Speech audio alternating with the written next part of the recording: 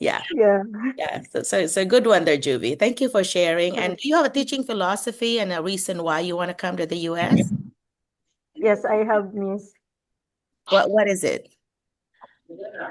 Uh, I I want to pursue to the US to because I want to know what is the education in US, if it is the same, the method of teaching is the same in UAE.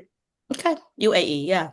So you want a comparison. Okay. Well, that's cool. Yeah, then but I want also to because actually means I want to go to the US because I'm planning also that in the US I can bring all my kids to be Yeah, with me. you really can as But J2. Yeah. yes, You can yes, as but J2, but they have to yes, be under 21.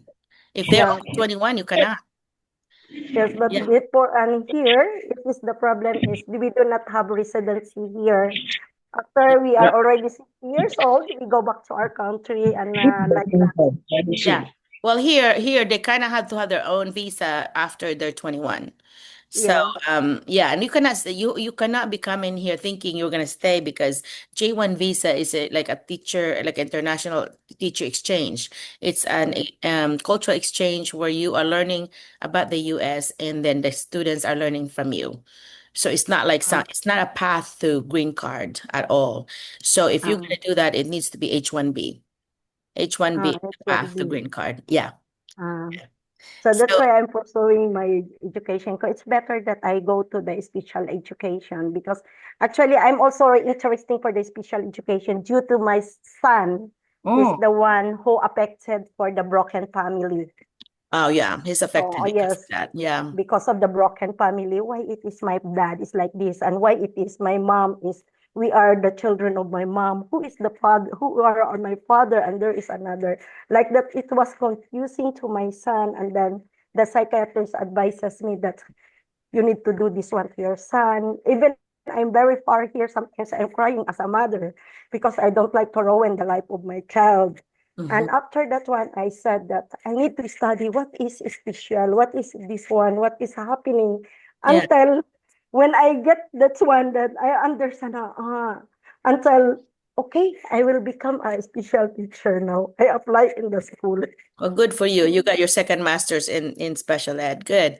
Okay. Well, anyway, I'm seeing that. Thank you again. It's nice talking to you. And I am seeing Debbie, who if Mike is not here, Deb, I'm gonna make you my co-host if you don't mind. Do you see Mike? Okay.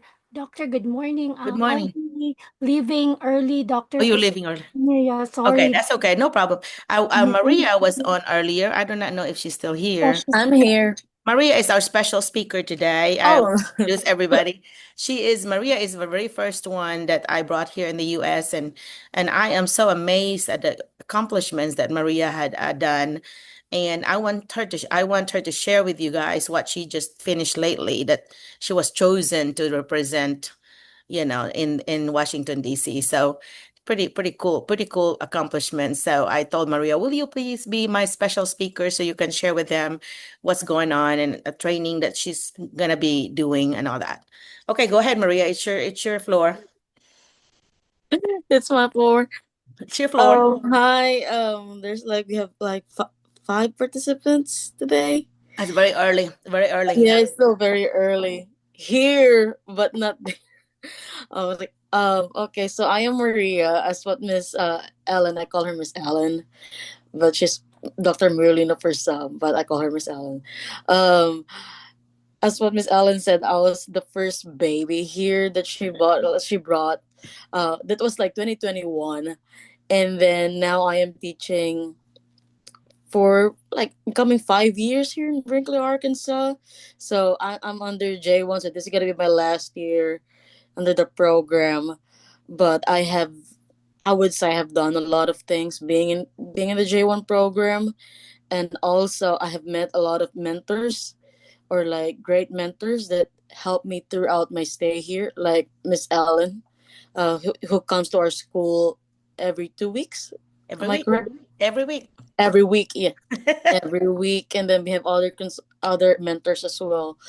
As she also mentioned that I was in DC, Washington DC, just 2 weeks ago, and if you're ELA or like English teacher or social studies teacher. And when you come here in the US, I was part of a program where I was selected among hundreds of applicants here around the US. I was one of the 13 applicants. No, 13 educators who got accepted in the United States Holocaust Memorial Museum teacher fellowship program for this year. So it was an intensive program for like 3 days. Well, actually 5 days, but like the training was like 3 days, and it was a privilege being the only international teacher there, being the only Filipina in there. Were like the rest were just Americans. I was kind of like amazed by how but by what we can do as Filipinos as far as like being in the international scheme. So if you're an ELA teacher, a social studies teacher, it is important that you know historical background and stuff like that because it's just part of like your content. That's just like the part of your job as well. So I was there for for a 3 day training about the Holocaust, and when you come here in the future, I can like give you some resources or some yeah, more like resources from the museum if you are teaching that, or even if you're not ELA or social studies teacher, just just being a teacher, because it's important to know history. And then in Arkansas, it's also mandated here every, I think, third week of January. There's like Holocaust Remembrance Week, and so we get the chance to teach the students about that important part of our history. Some of the adults actually don't know, or some adults don't know that it happened. Like some don't even recognize that a lot of people were killed at that time. So like I'm kind of like a history buff, but not really. But yeah, I'm kind of like a history buff. I wanted to teach history, but that's just one of the opportunities that you can get being a J1 teacher here in the US, because it can open more doors to you guys, not just for J1, also for like the one under H1B, like basically a teacher. And as a matter of fact, I already am planning to teach that to my students this year, and also like make like a community where like I can share resources to other teachers. So that's a great program. And then it's not just you can do other programs as well to like to widen your horizon, to get more opportunities. And that's just one of the things that I want to do. Then you can do also things that you want to do as well. But the good thing about it is that it's just free. I don't have to pay for anything. Like they gave us money for it, and then we can do whatever we want for that. And then they will take care of you. So you will be given a lot of opportunities when you come here, as long as you are open for it, and then you have like a growth mindset that you can just, because some people, I'm not trying to like discriminate or what, but like especially old people, or like in their old when they're already in their older age, like they tend to think like, it's not for me anymore. Let me just give it to the younger ones. Don't limit Like, yourself. That's right. Mm-hmm. thank you. Mm-hmm. Like don't think of it that way, because like in the US it's non-discriminatory in race or in age. Whoever you are, you can really do things over here. Yeah. So yeah. Well, good job, Maria. Awesome job. That is a great honor because when you are being chosen among hundreds, if not thousands, that is such a great honor that you got to represent us, from ITSA, International Teacher Support in America. And also, can you use that for your those things that you have to do for J1, that is it done quarterly or yearly, where you have to turn in your to your sponsors, Maria? What is it? What is it called? I forgot.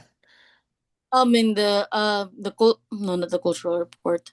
Oh yeah, cultural report. Yeah, your cultural report. Can you do that? Mm, Can you use that?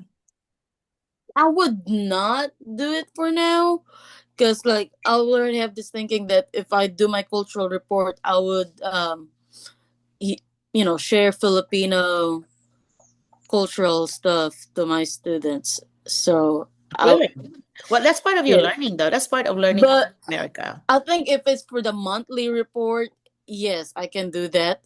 Like just a monthly report like this, just a check in that the J1 visa program, whatever they do every month.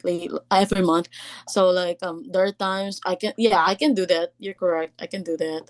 There are also times in your cultural report, in your cultural activity, you can do like, oh, like I watch a football game, or like you try something new in the culture over here. So yeah, I can use that.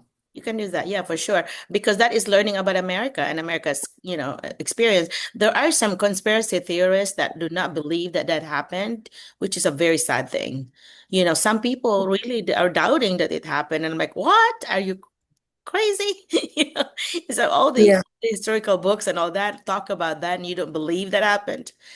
So those are some things I'm sure that you have to, to be aware of as participants. I did the life interrupted curriculum for the Japanese American experience. I did exactly the same thing you did, Maria, except it was in LA and it was in the Japanese National Museum in LA. So I know exactly what you mean. It was intensive. It was so fun.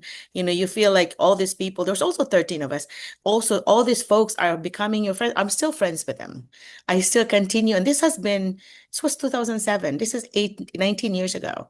And I still talk to them, to the folks that really got to become your friends because of the intensive way that you learn something and you are always together. yeah, I hope you find that you will have friends from this because I did. yeah. I still consider them as my awesome friends. Yeah, still communicating with them because there's Yeah. just 13 of us. And Yeah. then in other trainings, there's just a lot of people, but with this, because it's intensive, It's very it's cozy. very Yeah. Yeah. yes, yeah, And they are the smartest folks I found. And I'm like looking around before, and I did that. I was not a doctorate person yet. And so I was like, everybody's got their doctorate degree. What am I doing here? And I'm like, and all that because I represented Arkansas. And so, yeah, you represented Arkansas. And so I'm like, oh my gosh, why did they choose me? And then yeah, did you not question that? Because I'm thinking, I don't I deserve, did question that. I yeah, I actually don't deserve it. asked like the team manager, like the one who did the whole thing, like I have a question. Why did you choose us? Like, because like I'm still wondering why me, like Yeah. because Arkansas is big Mhm. and I don't know how many applied for it. Mhm. And like I felt like I don't want to say, but I felt like a stupid person being there because like, oh my gosh, Everybody's so these smart. people are so smart. And then yeah, they're just so smart, and it humbles you. It humbles you that, oh, I'm not. Nice that way. I can do things. I can do more things. Yeah, like you can just like be stuck. You can just always think that, oh, you're the smartest person in the room. You always have to humble yourself. Put me and Libby on that deal. We'll take care of it. That's actually HD. The Miss Merlina's husband. Because it's still 7:30 over here. Still early. He wakes up early. Okay. Bye. Sorry. Hey, we're saying bye to Galen. Galen, bye, Galen. Oh, that was Galen. Okay, I'm Yeah, sorry. Galen's home. Yeah. It sounds like Hi. HD. Yeah, HD just got up. But anyway, so we are back to our Zoom. Maria, I really do would know what you're talking about. And that's why I know how big a deal it is that you were chosen as one of the 13, one of the 13 folks that to represent Arkansas, to represent, Yeah. yeah, our Mhm. state. I can't say enough for the accomplishment Maria had done. She is going through a national board, which I've never heard of any international teachers that are going through that because that is one of the hardest things I have ever done. And to go through that, Maria, when will you know the result? December. I don't know. December. I hope So I'll get excited. it. Yeah, oh my, Yeah. I remember the anticipation that we did, like, to hit that button and you have to see the word congratulations, that you have passed it. And I'm like, oh my gosh, what's the first word you say and all that. And it was, and then we tried it and it was like stuck. I mean, like the whole system seems to have crashed because Uh, people a were lot of people were trying to access it. yeah. And so anyway, so when we saw the word congratulations, and then I called my sister Milet because we were doing it at the same time, and I said, "Did he passed." Milet said, "Me too." So anyway, we were so excited. Yeah. Yeah, that is an exciting moment. So I hope you do call me when you find out. But you have to I don't know know. if you did not the first time, there's only 25% chance to pass it the first time. I So know. I feel so frustrated because I just felt blessed and lucky that we passed it the first time, but I feel like you have more learning if you do not pass it the first time Mm. because you will have to analyze what did I do, what The- could I have done differently, like did I analyze Mhm. more? How could I analyze it more? How could I reflect more? So don't ever feel discouraged if you find that you're not there in the first time, but Yeah. because I never thought I would. So, anyway, so that's the thing, that's why it was surprising because I'm like, really? I mean, my goodness, I never thought. So anyhow, this is someone that I was about to check chicken out. My Hmm. sister said, I am not turning in mine unless you turn in yours. And I'm like, oh my gosh, I don't want to be the one that, costs you to not turn in your fifth. No worries. Yeah. And I'm still in the middle of mine, but anyway. So yeah, you can do it. So anyway, Maria, some things that because I know Maria's, what are your plans? Like when your fifth year comes and the program ends, what are your plans? I guess you can share that with others if you want. Um. My okay. Plans for like since I'm already my fifth year. Mhm. Like a lot of teachers like telling me they're telling me, oh, you should stay here, things like that. But there are things that are out of control, and we That also cannot. have Yeah. yeah that, and I also have plans. Also have plans set with my boyfriend as well. He's wanted So to go like back with you to the Philippines, right? He was. yeah, he wants to go with me. He wants to. He's the one who wants to go in the Philippines. Yeah. So But he you will have know, a limit. Maria, wouldn't he have a limit of how long he could stay? Did you research I that? think for the tourist visa, because my boyfriend is Afam, by the way, so that's why like he wanted to go there. Um, for tourist visa, you can just like renew it when You it can all keep renewing. yeah, keep renewing it. Okay. Yes. So that's just that's just the one thing we need to consider as well. But he's the one who really prefers going home because going to the Philippines, he wants to experience other culture, and I Right. can't blame him for that because I am already here. I'm already in the other side of the world. So Right. what about him? Right. Um, but yeah, I've talked to my superintendent. I've talked to other teachers as well. Um, for now, I think it would be best to like there are other schools though I'm thinking about it, but there are other schools that would still consider you when you come back, like if you want to come back on that school, because I know one particular teacher here in Arkansas from Hope, like they went home, they stayed there for 2 years, and then they came back here Yeah, in the same school. that's a required 2 year physical presence. That's a lot. That's really required to do that. You have to teach 5 years. You have to go back to the Philippines for 2 years and teach what you learned, and then you can come back anytime. It's always a 5-2 process. Okay, so you can Yes. do as many times as you can. It just need to be 5 year, 2 year. But I would say see if you could find a sponsor for H1B the second time around. That way you can actually Mm-hmm. stay because H1B is 6 years and then it's a path to green card. Green card, Yeah, yes. so you can And get. that's what they're doing, like the Filipino that I knew in a training. That's what they're doing now. Now for the second time they're under H1B, so they're processing for their green card. So other teachers have done that as well. Yeah. And did you Yeah. ever, yeah. So you can of course that's always could be a plan for you if that is in your plan that you can always talk to the administrator and ask would I have been through the J1 program. I'm wondering Mm-hmm. if you could sponsor. Um the H1B with H1B because it's just a few dollar difference. It's not really that big of a deal. The big deal is that Is the process. yeah, the process, the school is responsible for you. They are paying for everything that, incurred. So it's not like you are paying, it's the school has to pay if it's H1B. And so, Right. because otherwise they will get in trouble if they don't pay because Mm-hmm. they are the sponsor, not the visa. Sponsor. Yeah, you are the sponsor. If you are H1B, the school is the sponsor.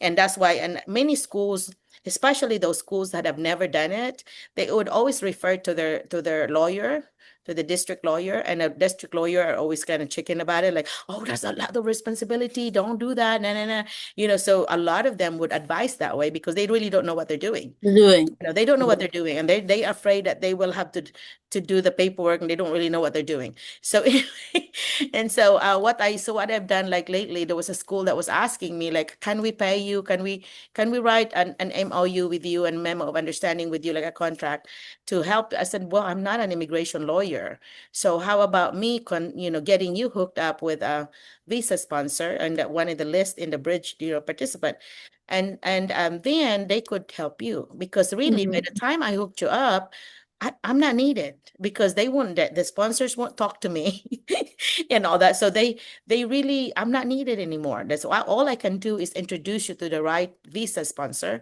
and then you go from there, right? Don't you think, Maria? Mm-hmm. I'm not needed. Yes. So if I feel like Yeah. if I charge someone, $1,000, $2,000, Thousands. that's not needed, and I told Yeah. I said, you sure? I said, yeah, I'm sure. I do not need to charge you $2,000 just to introduce you to someone. Someone. Yeah, right? Yeah. Mm-hmm. Way. So some people are doing that. They would like charge you a lot of money, $5,000, $6,000 and pretending like they're doing the work when it's Work. really not. It's really the visa sponsors doing it. Yeah. So Uh-huh. yeah. That's just also similar thing. Like I know some of y'all are still applying or working on your, trying to get here. Like I would still really suggest, you know, go for direct hiring or like apply to directly to the schools, and so that you don't have to pay anything when you're applying. Because I think there's still some people who are trying to use this as an opportunity to rip off people. Mhm. That's just my opinion. Rip That's off my people. You're opinion. right. You're right Yes. about that. You have to be careful because they are taking advantage of people who do not know how to do the How to process. do it. So they Mm-hmm. decided that they're gonna rip you off and ask you for more money. And sometimes it's in the form of a third party Third party. agency because Yes. they are having you as part of their group. You pay them, but really they're not doing anything because all they're doing is like hook you up with a visa Mm-hmm. sponsor who would do everything. So, Mm-hmm. so So yeah.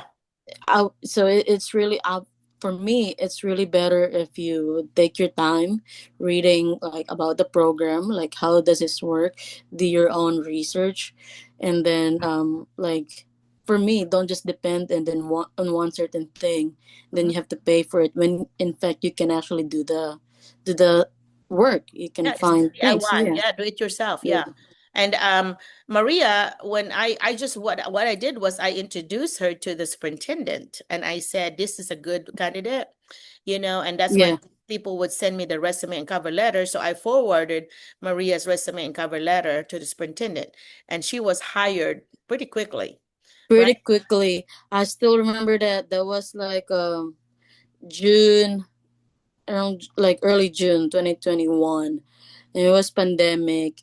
I was in a private school. I was not like being paid well. And then like if you know the struggle of being private school, yes. And then I was trying to do my master's that time. I was well compensated, and then all of a sudden, because I don't have any plans at all to be here in the U.S. My plan was to be in a different country, but not in the U.S. No plans in the U.S. at all. I don't even know where Arkansas is at. Like I don't know this state. Like Mhm. maybe because like in our perception, we only know the big states, Mhm. but I didn't know Arkansas at that time. And so I did not really, I don't know Miss Ellen at all before. I don't know her at all. Like it was one of her like cousins or something like that, One of my and then cousins, Dr. told my Yeah, Dr. aunt, Laurelia, and then working for told DepEd. Yeah, and then told my aunt about it, and then I guess it was just out of frustration, and then I wanna try something. Of course, I was a scared 22-year-old girl at that time, so I don't Yeah, know very young. how to work things out. And then I've never been out of the country, and so I did a lot of things to She's a work on brave that girl. one.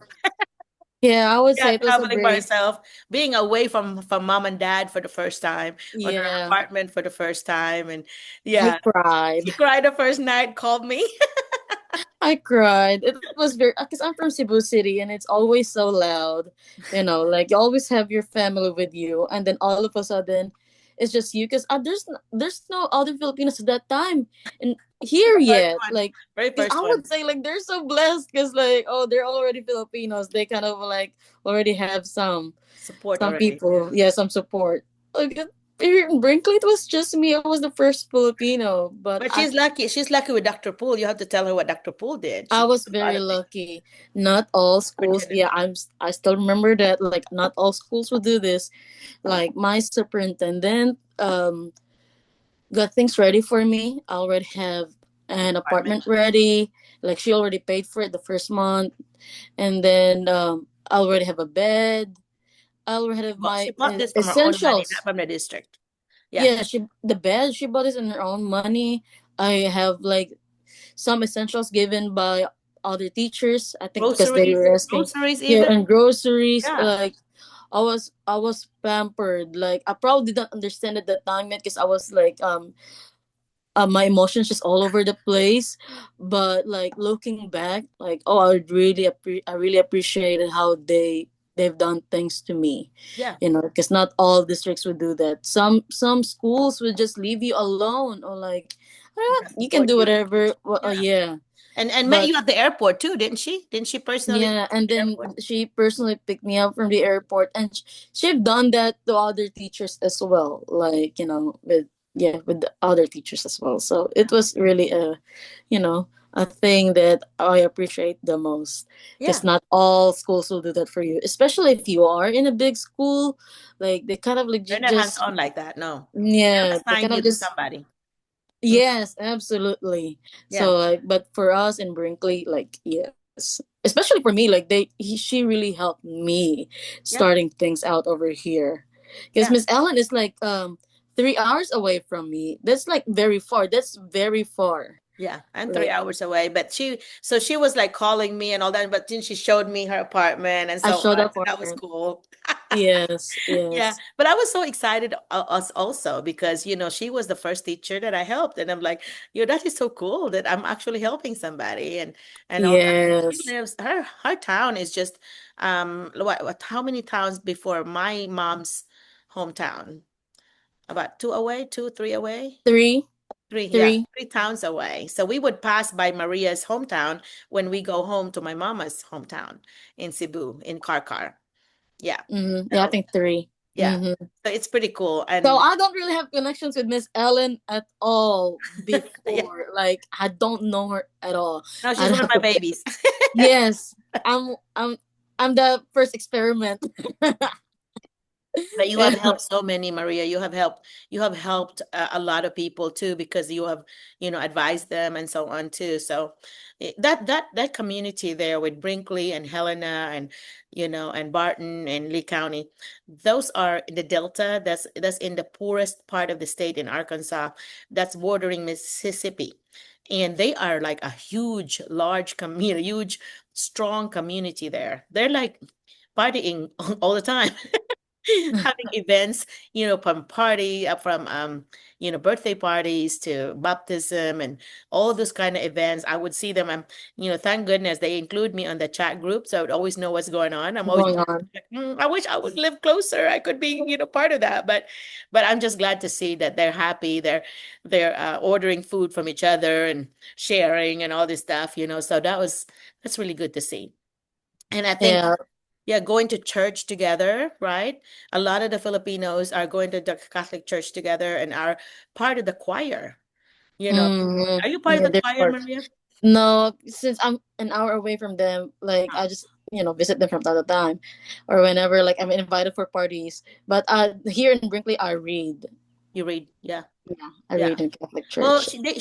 she does a lot of camping and I doing all do. kinds of natural That's one stuff. of the, I would say, sorry, but I would say like I have done more things over here in the US compared back home. Like I was so sheltered and I was like, I just prefer staying in our house back home.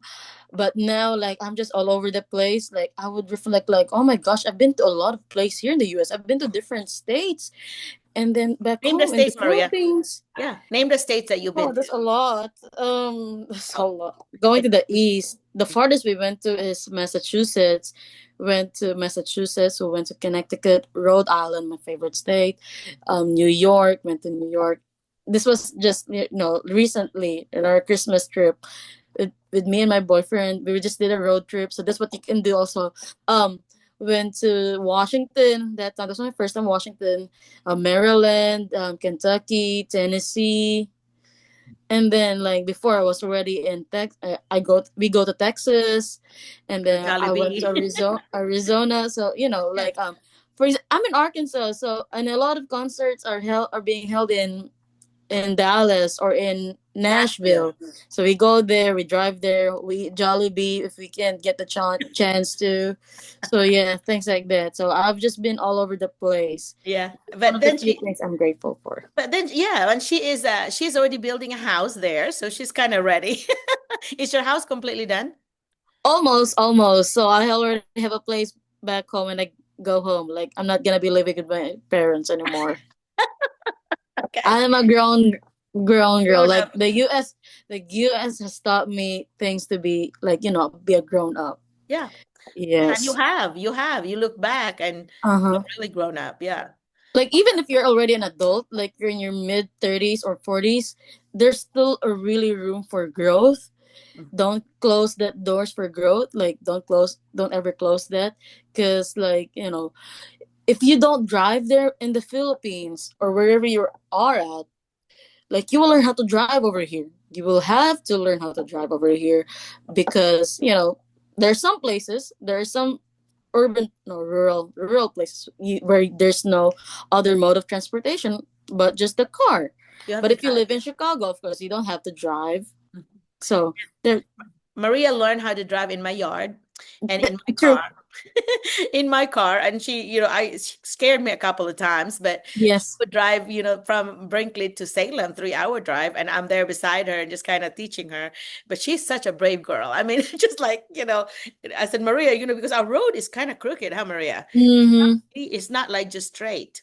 So some of them are really hard that like, Hard. oh, are we gonna die? Curvy, and then like, yeah, I guess our guardian angels are just so strong Watch because it, they yeah. And watch us over. she's so gutsy. I mean, she's not afraid of anything, as a young person, I guess, she just would do it. And I'm like, oh my gosh, I'm holding my breath. No, because my mindset was like, I don't have a choice. I have to learn how to do this, or Yeah, else I'll just be stuck. yeah. So, like, you also have to consider that. But when I went home in the Philippines one summer, because I attended my graduation in UP, Mhm. um, my dad asked me to drive there, and after that driving session I just cried because, oh my god, like I don't know how to drive over there. like So i hard. like it's so hard. It's so hard. It's For me it's easier to drive over here, even if like the cars are so fast, Yeah. even we drive so fast. But like, people follow rules. There, they And just then, make their own lane and all that, right? but Nobody over in the follows rules. Philippines, oh my god, I was so pressured. I was not taught how to do this. Yeah. I learned driving over here in the US. It's very different. So I'm just giving you a heads up. It's So if you easier know how here. to drive in the Philippines, then I think it would be an easy thing for you guys to drive over Right here. here. Yeah. Because that's what, Leslie's husband and Abby, right? They drove to Yeah. Dallas when we went to Dallas to see my sister, and in a big van, we were about 14 of us or something, and they drove it and no big deal, because The they were always driving in the Philippines. Philippines. Dallas is a hard place to drive. So if Yeah. you're planning to teach in Texas, think of the place where you're gonna be at. Yeah. So But consider the that. advantage is that they'll have public transportation. Yes, Yeah, if that's you live the in a place like advantage Dallas. also. Yeah, they have public transportation. It's pretty cheap, but it's nice to have your own. My It's nice. It's my really sister lives nice. there, and both of them, my husband, her husband to drive because it's just Mhm. not convenient to be in a public transportation, because you have to Uh-huh. catch where they are instead of you go taking wherever you're gonna be. You have to Mhm. catch, okay, where do I catch this train or bus or whatever? So it's but in the US there's a lot of options like that. Have you ever done Yes. a Greyhound bus tour, anything like that, Maria? The Greyhound, where they do the Greyhound buses. You have never been? That was something that you might want to try before you leave because you can just catch a Greyhound bus and we'll take it to what destination you want. And it's fairly cheap and it's a long Mm, driving. There's also a place there out west that you can catch a train and would travel across the US in a train, yes. a passenger train, yeah. And that's something both of them I have never tried, but I've always heard of people trying it. I'm just a chicken to try it, I guess, because Uh, I like convenience. I yeah. like to be able to stop when I want to. I don't want to have to, I don't have, Wait for other people. yeah, Yes. smell the bathroom that some people use. It's like, I guess I'm being, I'm sorry, but that's just the way it is. It's like, oh my gosh, I do have to wait and all this, but being impatient. But that's something, especially if you're going back though, that's some new experience that you could experience. I've been here in America for Yes. years and I didn't feel like, Uh, why I don't have to try that, but some people should, you know, mhm. because you learn from it.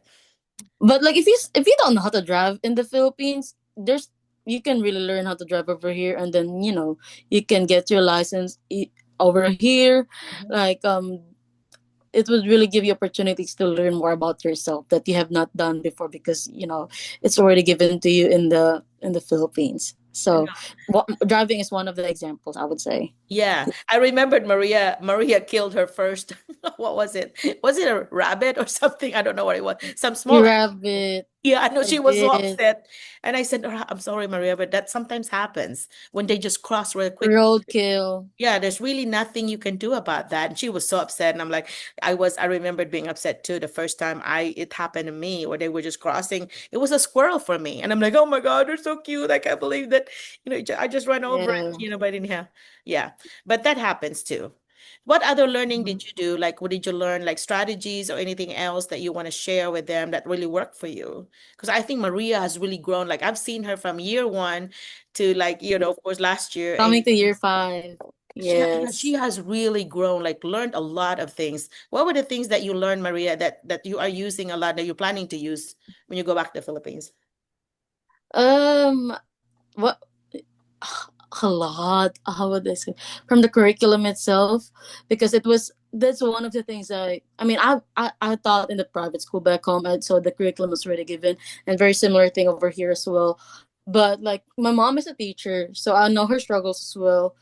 I grew up in a public school, and um one of the things I would really implement is like the use of proper curriculum that would like help your students, like, and I think a lot of the resources that I've learned over here I will use as well. A lot of the training that I've been to I will use it as well, like for example, like close reading, how to do that with your students. That's because I'm an ELI teacher, I'm an English teacher. So That's a very good skill to have. there's for content, and then you don't teach grammar alone as by itself, like have to connect it with literature, With which we writing. also do that in the Philippines. Mhm. And then like enhance the writing skills. With the recent PISA score that we have in the Philippines, like it was really low, and I felt like we have to work on with comprehension, like more like comprehension. And it's not just a Philippine problem too, because we also have a problem here in the US with reading comprehension. Yeah. And yes, and then what else, for classroom management, like I still struggle, but it's not as bad as like, because every year you have different kids, and you can't just like think like, oh, they're gonna be, it's gonna be the same, and then you're gonna do the same strategies every single year. You have to It's different. change Yeah. it. Yes. So But be consistent, being clear about your expectations and being expectations, consistent about this it. is, yeah, those are That's how the you're doing well, big things right. you need to consider. You need to think about, like having expectations, having organization in your class, how Establish does your this routines, your mhm, rules and routines, thank you, routines. routines, and then just let them know what do you want to happen in your class, and then it's also important to know what the consequences will be, Mhm. because that's also a thing in the US where like they get like detention or like suspension. Do not just keep So, warning them. I'm going to do this. I'm going to do this, and nothing happened. So yes, follow through, follow up and follow through. So yes, yeah, because and that's then something that new teachers would do is they just keep warning. And the students are like getting, they just like, oh yeah, she just warns. Nothing. Maria is like so I tough. was like that. Like, call the parents. She would No, right but I was there. like that too in my first Yeah. year because I was Uh-huh. afraid to call parents. But But no, she eventually, you would just have. call. I gotta call parents. Yeah, Yeah. that's one of the things here too. You gotta call parents. One thing I appreciate though is we don't have to do home visitation. So Yeah. that's She has a phone in her room. She would just like call the parent right there. And so yeah. that is something that you can do. And some parents, especially if you form a relationship with your students and you get to know them and you know who they are with or who they're afraid of, grandma or mom, Mm, whatever, then you know who to text or who to call. who to Because that's call? what I did. Yeah, who to call. Because they know, okay, so you want me to call your mom right now, right? Is that what you're saying? I'm not Yeah. kidding. I'm just gonna ask you, is this what you want? So anyway, well, no, no, no, no. And I'm like, well, then what's your plan? What do you want to do? But Mm. anyway, so what's your plan would be a good one. And on Maria, you are getting so organized with your she had set up her Canva with Oh yes. yeah, organized like that with your morning, with your do now things. She Mm-hmm. has that ready and your Whenever agenda, right? yeah, whenever my students come to my class, that it's already posted. Like, you have to be ready when you go, when you have your classes, and so that's one of the few things I did. When I started when the school started last year, like I already have some writing prompts or like things that they needed to do at the beginning of the class. She has it on So things like that. the screen already Yeah. on the screen.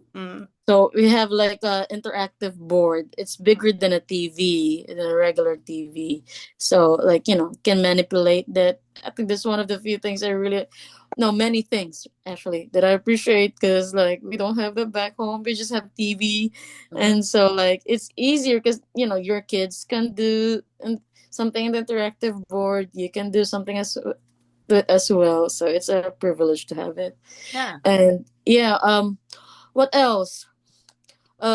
Lesson plans you have to make. It depends in your district if you have to make lesson plans, but we have to make lesson plans weekly. Like other Filipino teachers would ask me like, oh, like, so you don't have to create lesson plans anymore because you had lesson plans from last year.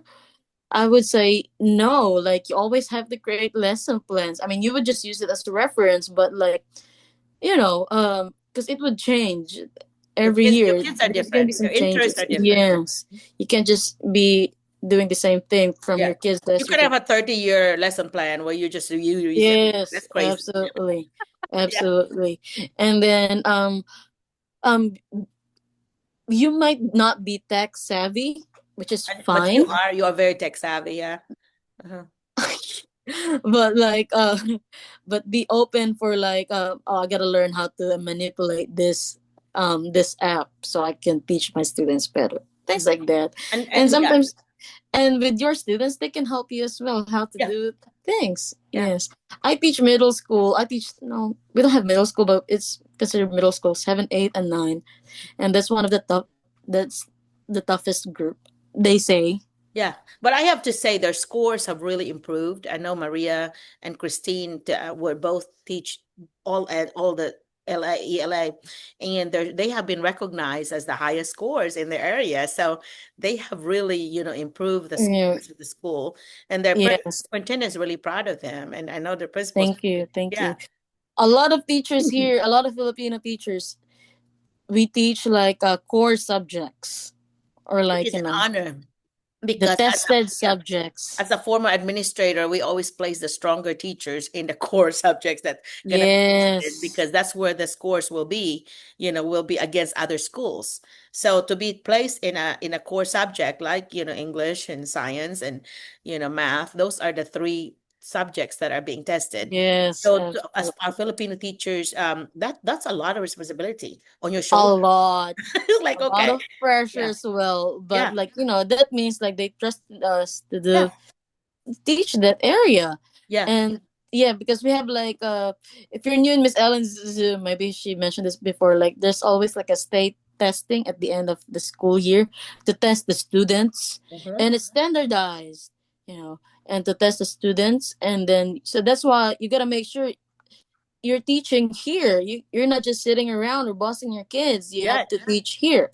And So that it's- happens on every state. It is an accountability test yes. required by the feds because that's how their money is tied to.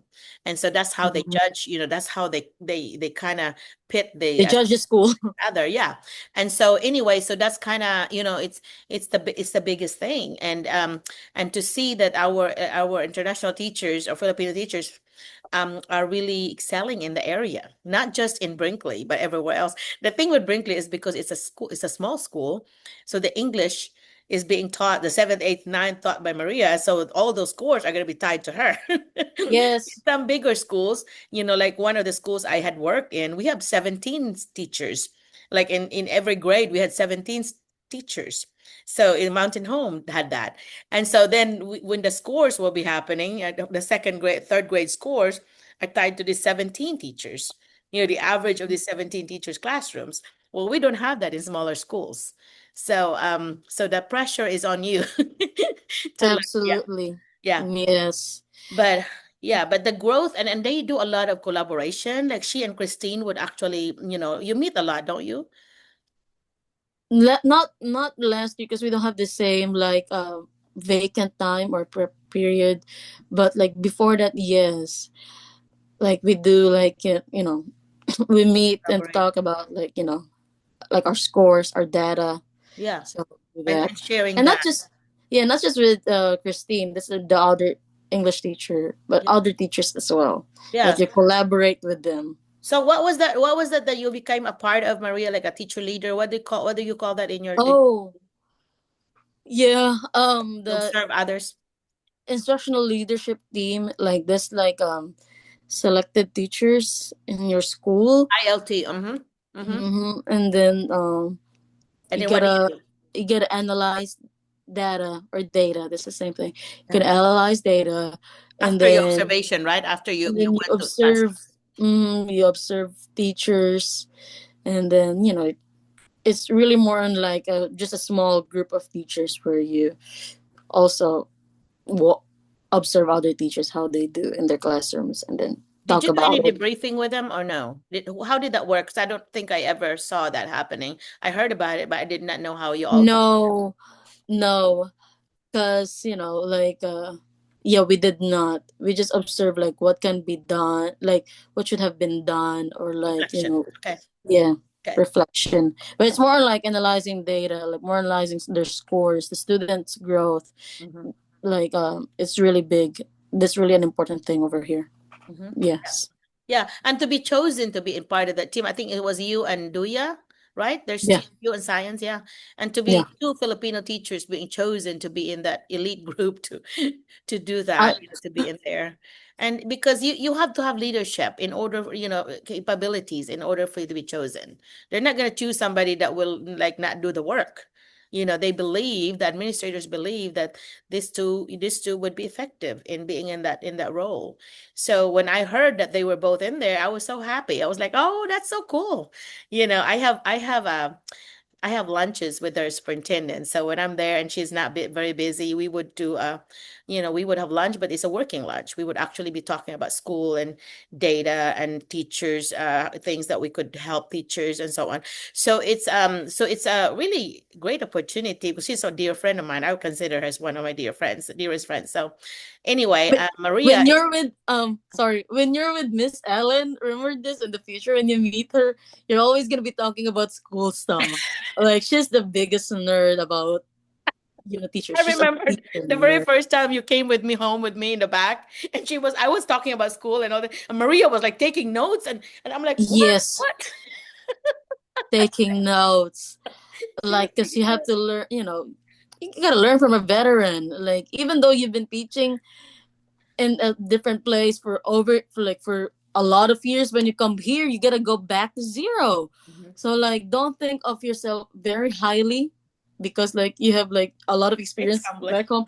Over here, like Gotta go back to I zero. didn't intend to. I was just like talking about school. I was just like driving, talking to them, and I was just, oh, like one time I did this, and Maria was over there taking I notes. was taking notes. I was Yes, like, because what I in the gotta, I world? gotta, I gotta apply that in my room, and then then she saw me applying whatever suggestions, because of course you're learning from her, and then like you're trying to grasp everything. So I was taking down notes and I was trying to apply it in my room, and then she saw it Immediately. like I was doing it. Yeah. Yes, like just do it right away, so you She don't did. forget And about that's it. one thing I was bragging to her boss about. I like, Brenda, I really appreciate that Maria, anytime I would suggest something, the next time I come visit, it's there. She's doing it already.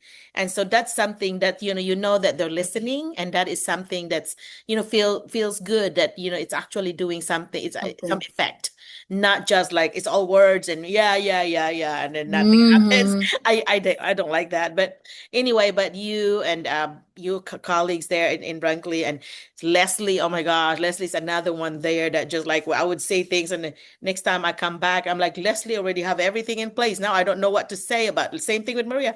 What can I say as I grow? Because they're all glows, because they've already Yes. done what I said that they should do and continue to do. And I think, that's why you have grown so much because you are very open and have a growth mindset. And I like the way that Maria would do like a literature study, for example, and then there's something from the internet that could support it. And she would just like boom, go right there to her smart board, Yeah. just like pull something out, like, okay, this one, whatever. And so she's very spontaneous about that and about the Yeah. learning, about what, things that kids bring up. And she would say, yeah, there's something on the internet about that. And then she would pull it up, and that makes it richer and more meaningful. Richer and Yeah, authentic too. So you yeah, don't have to like, because I mean, I would still get anxious, if I'm not prepared. But there are like moments where like students ask questions, so you just look it up in the internet yeah. together with them. So it's not just you who's learning. I know it's just them learning. It's you Yeah. as well. Right. So And that's I've learned a important. lot too from you. I'm like, they love music. I suggested, well, your music would be good. I did not know that you can do like put the word clean to look for the Clean version. clean That's version. You important. taught me that. I didn't know that, you know? Yeah, clean Important. version that way because they want specific music. And then you just have to put that title and put clean version. That way there's no cussing, there's no curse words and all that. And I think that I learned that from you because I'm like, I was helping somebody else in another school. I'm like, do you know that there's a clean version? I learned this from one of the teachers. And so things I Yes. learned from international teachers, I've also been able to help others, not just international teachers, because I do everybody. You remember, I do another Mm-hmm. work for Bailey's and I do different schools in Arkansas. And so I have learned so much from my observations from the different teachers that I would share. And that's one thing that I remember that you did, Maria, having that spontaneous, looking for, things that kids would bring up. And, those are teachable moments. Those are things that kids would bring up in relation to the study. And you go Mm-hmm. for that. Go for that. Always be flexible that way that, the kids brought something, explore more. Don't just be so um what do you call what's the word I'm looking for that you have to be like, oh, I have to stick in here, not flexible. Yes.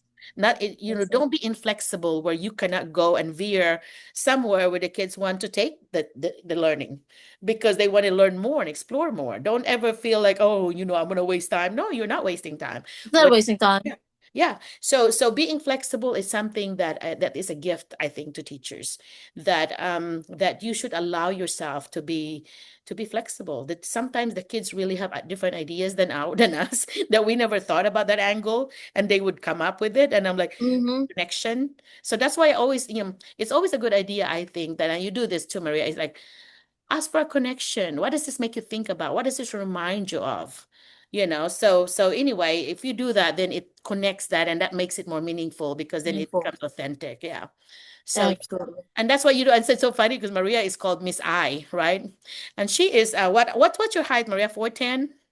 For For 11. 11. But I would lie to them. I would tell them I'm 5 feet, and then I would wear a 2-inch heel. So Yeah. And then they would ask her like how old she is. The first year they would ask her because she's so young. You're just like, like one of them. And so especially your highest grade, and Maria would like not tell them her age. Yeah, because like culturally, it's not a good manner, or what do you say this? How do you say this? Not Like, appropriate. It's it's not not appropriate. Yes, it's not appropriate to ask a lady their age. So I learned it's that. not PC. It's not politically correct. Yeah. Yeah, not Mhm. PC. But I also some of them may be crushing on her. Some of them were like, "Oh, Miss I, can I just stay with you? I don't want to go to my other classes. I want to stay with you." Some of the teachers, especially if you're younger like Maria, they're gonna try to pull something like that. Maria said, "Nope, nope, nope. You're not doing that." Yes. Yeah. Oh, I remember one story too of other teacher and hope like his wife is also a teacher, and then there was one time the student just picked her up, like picked the teacher Oh, up because oh she's so no. small, then move her to Oh did no. it like that. Don't even think Yes. about doing that. Yeah. That's a Yeah. no-no. No, no, Like no. that's already like a suspension person. That's very Yeah, disrespectful. very disrespectful. Sometimes they just put their hands around you just because, oh, look how short you are. I'm like, I'm so They would allergic do to that that. to me all the I'm so time. allergic to that. Don't do that. That's very rude. I would actually turn around and tell them that don't do that. You have to remember that teacher and student. Well, I'm not a student like you. You don't even do that with other students anyway. But Mm-hmm. you need to remember that boundary. Okay, that's very inappropriate to do. So and you have said that to students too, Maria, right? You have told them. Like over the years, like I I understand you now why you don't like like people pointing out their height because I'm short, Yeah. and then like a lot of my kids, especially like middle school, and they would just think like, oh, I'm taller than you, like something like that, Yeah. and like, oh, I don't like that anymore. Don't say that. I Yeah. I, I hate hearing that. I would say the word hate because that's like a highly impact word. Yeah, you don't You you don't don't like I don't hearing the like that word at all. hate. That's not, yeah. Mm-hmm. Yeah, Mm-hmm. that's not a good thing to do. Yeah. And so anyway, yeah. So you have to tell them, to do the boundaries thing because so in your first year, they're gonna try to test what are the boundaries that They will. they will pass. They were able to like go on because you're okay with it. Don't, be strict. And I think that's what you did, Maria, was you're strict Yeah. enough. You're not too strict, but you're strict enough that they know like hands off. You do not do what you you think that you can do to Don't. young teachers. Yes.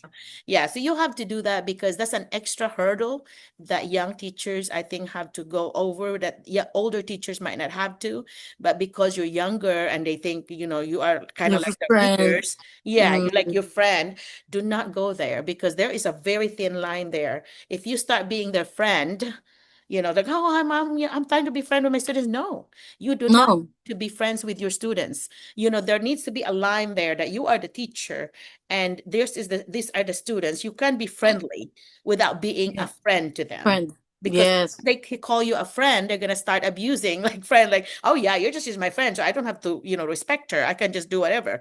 But no, you can be Mm-mm. friendly and not be a friend to them. And that's I always said that to teachers. One of the teachers that I worked with when I was administrator, and I had to work with him about classroom management because Mm-hmm. he thought he was just sitting down on the chair and would just like visit with them like a bunch of friends, and the students did not respect him. Students would just like, kind of ignore him, will just like talk to him as if they're the buddies. They could be rude to him. And I said, not acceptable. And so anyway, what are the other things that Maria that you can do, like last minute things that you want to, because I want to cut this short. Stephanie is here visiting us from Hawaii. Yeah. Wow. So anyway, so I Do said, you have like new participants over here?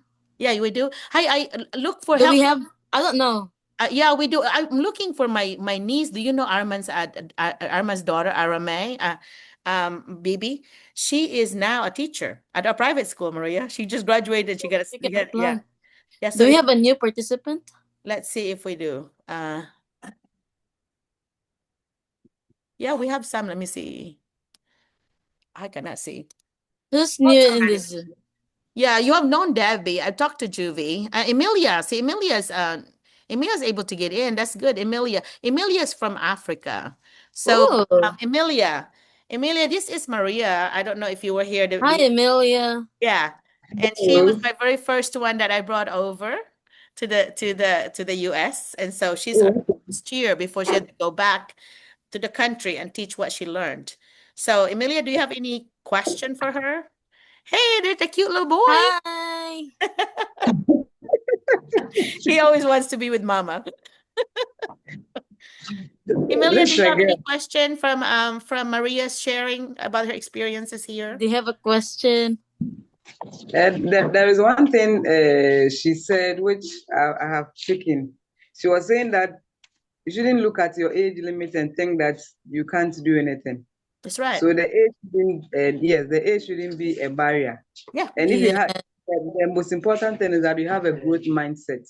Yep. If you have a growth mindset, you would definitely face challenges, but with that growth mindset, you'll be able to sail through. Continue to So I grow, want to right? thank, yes, Yep. her for the Lifelong learner. opportunity. Yes. I have to talk to this boy because he wants to talk. He may end up coming to the US when mama gets here. How old are you? How old are you, Nana, sweetheart? 5. You're 5. Are you in school? No. you Do you have any song? I'm gonna put her, Mama, is it okay if I ask him He's to in sing a school. song in your language for us? This is He's in school. Is there something that he likes to sing? That's because I love that song from different countries, because in teaching we have to learn, like that's part of culture, right? Singing. So do you have anything that you like to sing for us? You want to sing? Yeah. Which song? Sing Okay. a Can song. you tell us a song? See, he's gonna be a performer someday, Mama. He just Have a graduated song? from kindergarten. Do you teach him songs? Because I always did that with my kids. I was teaching them like all kinds of songs, Filipino songs and English songs and all that. So do you have a favorite song? I don't want to put him on a spot, but only if he wants to. Yeah. Do you have a song? Yes, a song. Yeah. Yeah. Go ahead. He's shy. If he's shy, it's okay. I won't force you ever, okay? It's okay if you don't want to. I just did not know he had something cute that he could sing for us. I have a niece that's 3 years old, and you ask her to sing a song, boom, she's over there singing. And we've been teaching her Filipino song, Miley's granddaughter. Yeah. You're a cutie pie. You know that. What's your name? What's your name? What's the name? Nana Kwame. How do you say it? Nana Kwame. Nana Fami? Okay. That's Yes, it's a local name. okay. Very nice name. Creative. Meaning he was Yeah. born on a Saturday. So do you have two? You should say you have 2 kids, Emilia. 3. 3. You have 3 kids. Yes. Okay. Yeah. So what time is it in the US? I mean, No, in the It's, Africa. in Africa. It is 1:24 In the afternoon. p.m. Yes, it's in the afternoon. Okay. Sound like you're a busy mama over there. So what are the things that you do, since you have not started school yet, right? Or have you started? No. Not yet. He has started school, but he just completed kindergarten, so he'll be going to class 1. Class 1. Okay. But your school Yes. there in your country has not started yet, right? The school. Like I told you the other time, Huh. we have the semester, but for now, we have 2 cohorts in school.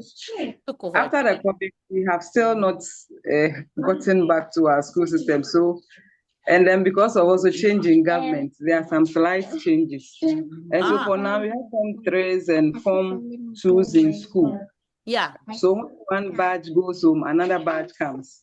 Okay. Yes. Well, in the rule for the J1 visa is that you have to be teaching full time in the area that you have a degree in, and on the year that you are applying. So that's what they're gonna check for.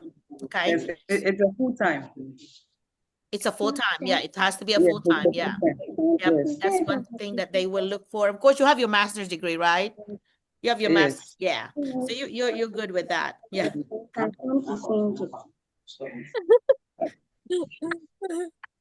I'm You want to telling sing? you, I could just imagine how busy your life is.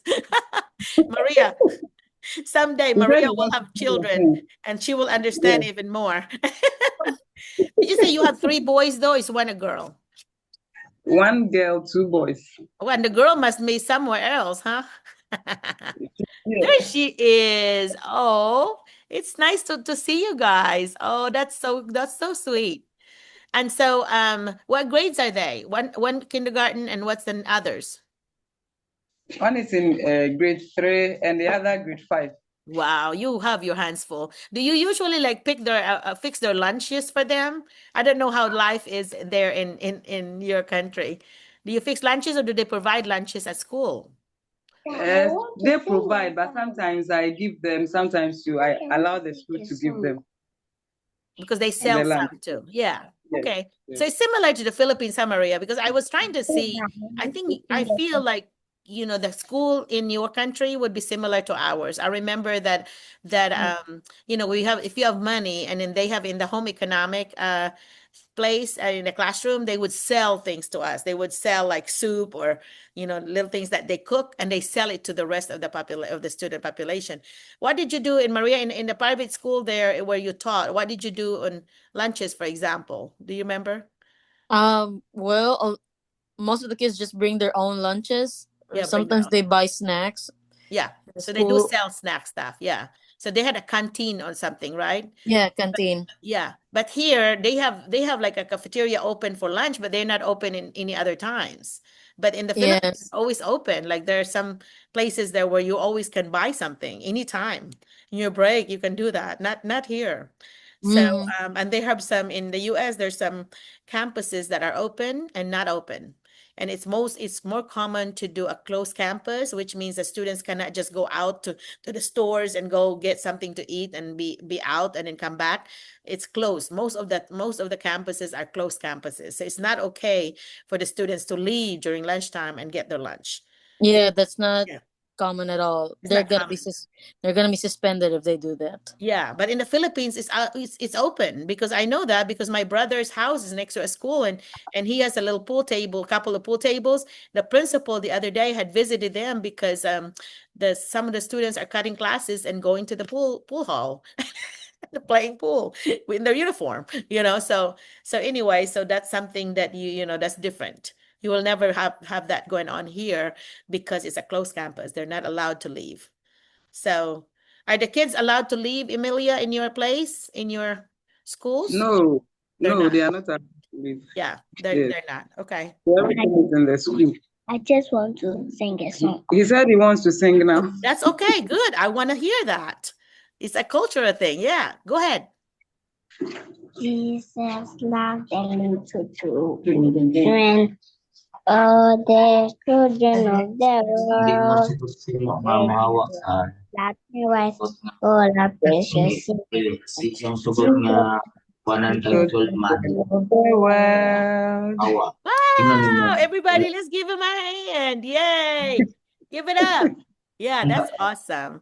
Yeah, I like that. And I think in the classroom, Hurricane, in the classroom, Jane, are you talking to somebody? I'm hearing it. You might want to mute yourself. Is that? Let me see if I can do that for you.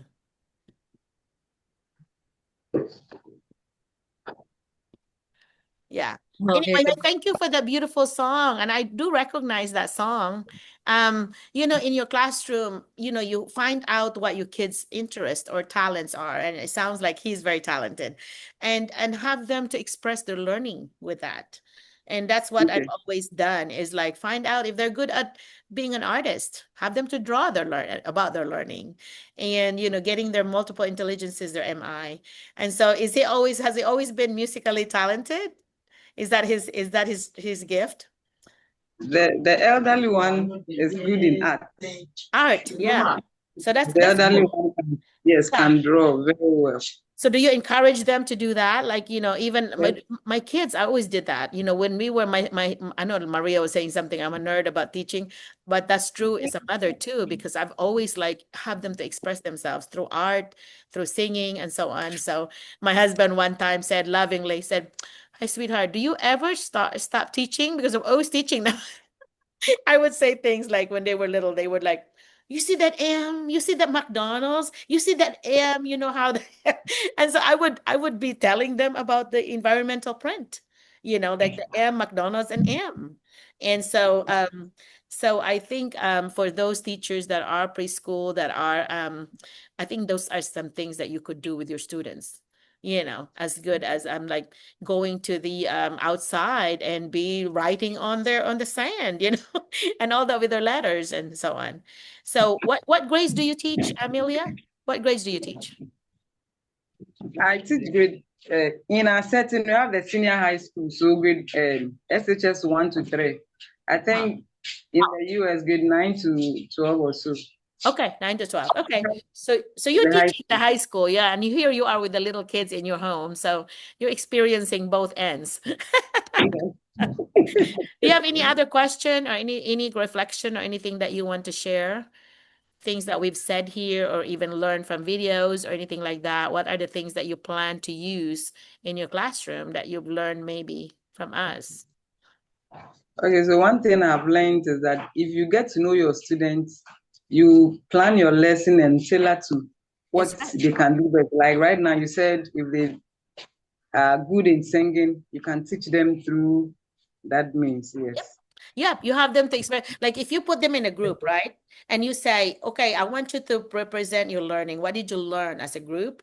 I want you to express it through your art, through your music, through acting out, through any of the intelligences. You ask them to share that. If they are naturally intelligent, the natural intelligence, they can go get some rocks or get some whatever, and they would do some art on that rock and share what they learned. And so anyway, yeah, I always did that. That's always something to me, natural to me, because that's what they love it. When they are good, the artists, and you ask them to like show me what you learned through your art. Oh my goodness, kids really thrive. The kids really were happy about that. And like my musically intelligent kid may be like, I will be the background music. I will create music relating to our topic, and I will be the background music, during our role play, something like that. So they would come up with so much creative things, and their peers would recognize them, would say, oh, so and so is the singer, so and so is the artist, whatever. And so during the presentation, you could see that, the natural actors, and I always want in role play, I always ask them to have a storyteller. You have to set it up for us. What are they? Are they family? Who's the mom? Who's the dad? What the roles are? So there's always going to be a storyteller to set it up, and all that. And then have them to showcase their intelligence, their MI, their multiple intelligences. So it looks like you've got enough their intelligences in your group there, with your kids there, Emilia. So it sounds like they're full of energy. So what are the things that you do in order to get those energies out of them, like to express it? Do you have them do anything? Excuse me. Do you do anything with them in order for them to spend those energy that they have a lot of? Do you run around? Do you do sports? I am always with them. I am Yeah. always with them anytime they're at home. Yeah. Yes, and then we start. If there is an issue, we all discuss it, even at this Oh, it stage. sounds so cool. Democratic family. Yeah. And Yes, I can tell they really want to be a part of whatever mama's doing. And that's a yes, that's a cool thing. Yeah. And so anyway, because I'm taking your time away from them, and they're so used to having you. And here it is. What's that girl doing? What's that lady doing? Talking to my mama. I'm supposed to be spending time with my mama. So anyway, all right. yes. Well, it's a treat for me because you know why? I'm so ready for grandkids. Stephanie been married 15 years, my daughter that's here. She's the psychologist, and she doesn't have any kids. So we were talking to her last night, like, are you still thinking about having babies? Because she's 35 now. And so Okay. we told her like, well, when you're 40, it might be harder. But her sister, my husband's daughter, she was 42 when she first had her own child. And so now yeah, the parents are planning more ahead, and they want to be more financially stable to have kids. So here in America, anyway, that seems to be a pattern. So that's why she said, I'm not concerned. It used to be, I know it's still called geriatric pregnancy after 35. It's a high risk pregnancy after 35. But because of our technology here in the US, it's not no longer an issue. They have all the facilities and all that would address the needs of older mothers.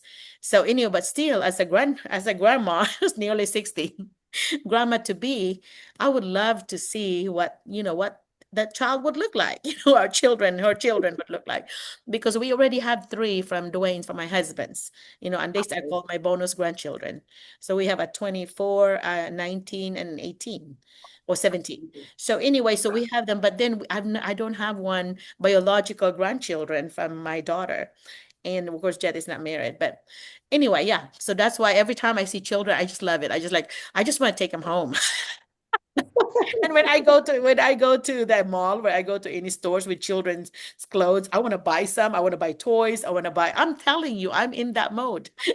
I'm like, even watching something on TV, and I'm like, oh, that's so cute. In church, I just want to, the preacher's going on. There's a baby in front of me. I'm like, ooh, I would be doing that. I said, well, you're paying attention to the preacher. I said, yeah, I am, but I'm playing with his baby. Peekaboo. Yeah. So I think you get to that age, at that you really do wish that I have, that you have grandkids. So Maria, your mom and dad may be there because you are already all of you girls are already in the age where you could have children, right? Yeah. So your Yeah. mama always would do something like that. Would they do that? Would they ask you? Ask. Yeah. They Yeah. would ask. I know. I remember visiting my daughter. She lives in Hawaii. And she said, Mama, do you know that you mentioned baby 7 times? And I said, you actually counted? Like, I thought I was so nonchalant about it. I was so smooth, just bringing it in there. But then she noticed. No wonder she's a good psychologist. But so yeah, it's kids are just wonderful. I think maybe that's why we're in teaching, right? And that's why you always get asked in your interview. They will ask you, why did you become a teacher, or why do you want to come and teach in the US? And so be ready for your answer. So if I ask you that, Emilia, why did you get into teaching, and why did you want to come to the US? What would your answers be? Okay. Being a part of people's life is very, very important. At least, like you always say, you always want to impact. And so one of the best ways of impacting is to become a teacher, because you would have access to a lot of individuals from diverse backgrounds. And when you teach, it will be an opportunity for you not only to teach them, but you could also counsel them, sometimes refer them. And one day they would sit back and then mention your name. I remember just last year, when the students completed, when the results came, one lady sent me her results and then said, this is the results. I was part of the reason why she was able to get. That would make me cry. So I did not teach her, but I was very happy, because sometimes you might be doing one or two things, but you might not know that it is impacting. Yeah. And so teaching is a very nice way of helping others. Yeah. Positively. I could and so not with this, yeah. with this at the back of your mind, whenever you are teaching, you know your expectations, and so you not to do the work anyhow, because you would want people to have a positive feedbacks about you. Yeah. And then also for the opportunity to teach in the US. I know in my country, in my home country, we are still developing, and the US is in a way more developed. And so with the opportunity to teach there, I would also learn more. My style of teaching, I hope, will change, because since it's a cultural exchange, the J1 is a cultural exchange program. I think it would give me an opportunity to learn so much. Yeah. So that when I come back to my home country, I'll also be able to impact in terms of technology-wise and any other help I would get from there. Perfect. I could not have said that any better, right? The only one thing that I would suggest to you when you have an interview, just make sure you tell your sons to stay out because you want to have a smooth interview. Of course, I don't ever mind, but for your administrators, that want to hire you, it might be a different story. So that's the only little bitty advice that I would maybe recommend. Because with me, I'm very informal. I'm okay with it, whatever. I love kids, but some of those administrators might not. They might just what is she doing? So that's something that you need to remember if you are being interviewed formally. Just do that. Just remember to kids, this is a very important interview for me. Make sure that you have them, go somewhere. Do you have your mom or somebody that would watch them? Yes, my mom is around. Yeah. That's a day that I would make sure grandma watches them. Yeah, just a little advice because really administrators here in the US are very formal. They're very formal. And I was a former administrator, but I was one of those informal, like I just want to visit with the candidates and really get to know them that way. But some of them are like, very very straight, and they would just not be flexible. I was always flexible, but anyway, but that's the only thing. But your answers are awesome, very detailed. I could tell that your heart is in the right place. Maria's giving you a thumbs up. Yeah, your heart is in the right place. You talk about impact to students. Impact to student learning should be in the center of your answers. Whatever you do, the impact to student learning is always going to be and a good one. And I love the example about another student telling you about you being part of their success. Those are really good examples you could use in any interviews. Debbie, what do you think? Debbie will have great things to say too about this. Debbie, what do you think? Good morning. Good morning. Good afternoon to you, Miss Emilia. She's always amazing. Yeah, she is I'm like just, you and Maria. yeah, yeah. I'm inspired by Miss Maria and Miss Emilia for just wonderful teachers, and having them around here makes me more motivated to be better as well. And yeah, sorry, I'm not really focused right now, doctor, because I am. It's my mother-in-law's birthday, so we're Oh, getting what ready are to you go. doing here, But girl? You no, go no, and no, no, no, no, doctor. I really want to learn from you and from thank everyone. you. Really, I can't be absent. Oh, I you're so funny. no, And no, here they are asking, like, hey, come on over here, get ready for the party. But anyway, no, but thank you. I am honored that you feel that way. no, And no, because we feel the same way, you always add to the conversation. And I want to thank you. And Mike, I don't know where Mike is. Maria, do you know where Mike is? Is Mike somewhere else? Yeah. But mm, but luckily Debbie's always here. Giselle's not here today. I'm surprised because Giselle is gonna be one of my perfect attendance ladies, and Debbie's becoming to be that. Emilia is always good at coming in. Maria is always I busy, so I think understand. Giselle, somebody passed away. Oh Something no, like that. really? One of the family Yes. members? I did not know. Yeah. Sorry Yeah. about that. Yeah. Saw it Oh, on Facebook. I need to find out. I need to look and see. Okay, so I can send her a message. Okay, thank you. How about the others? Dawn, Vega, or how about the others that are here? We have more people now. What do you have any comment from about Maria, what Maria said, or Debbie said, or Emilia said? Do you have anything that you can comment or add to? It's always good to add to the conversation. It's always good to say, to add to what Maria said, or to Maria's point, or to Emilia's point, or to Debbie's point.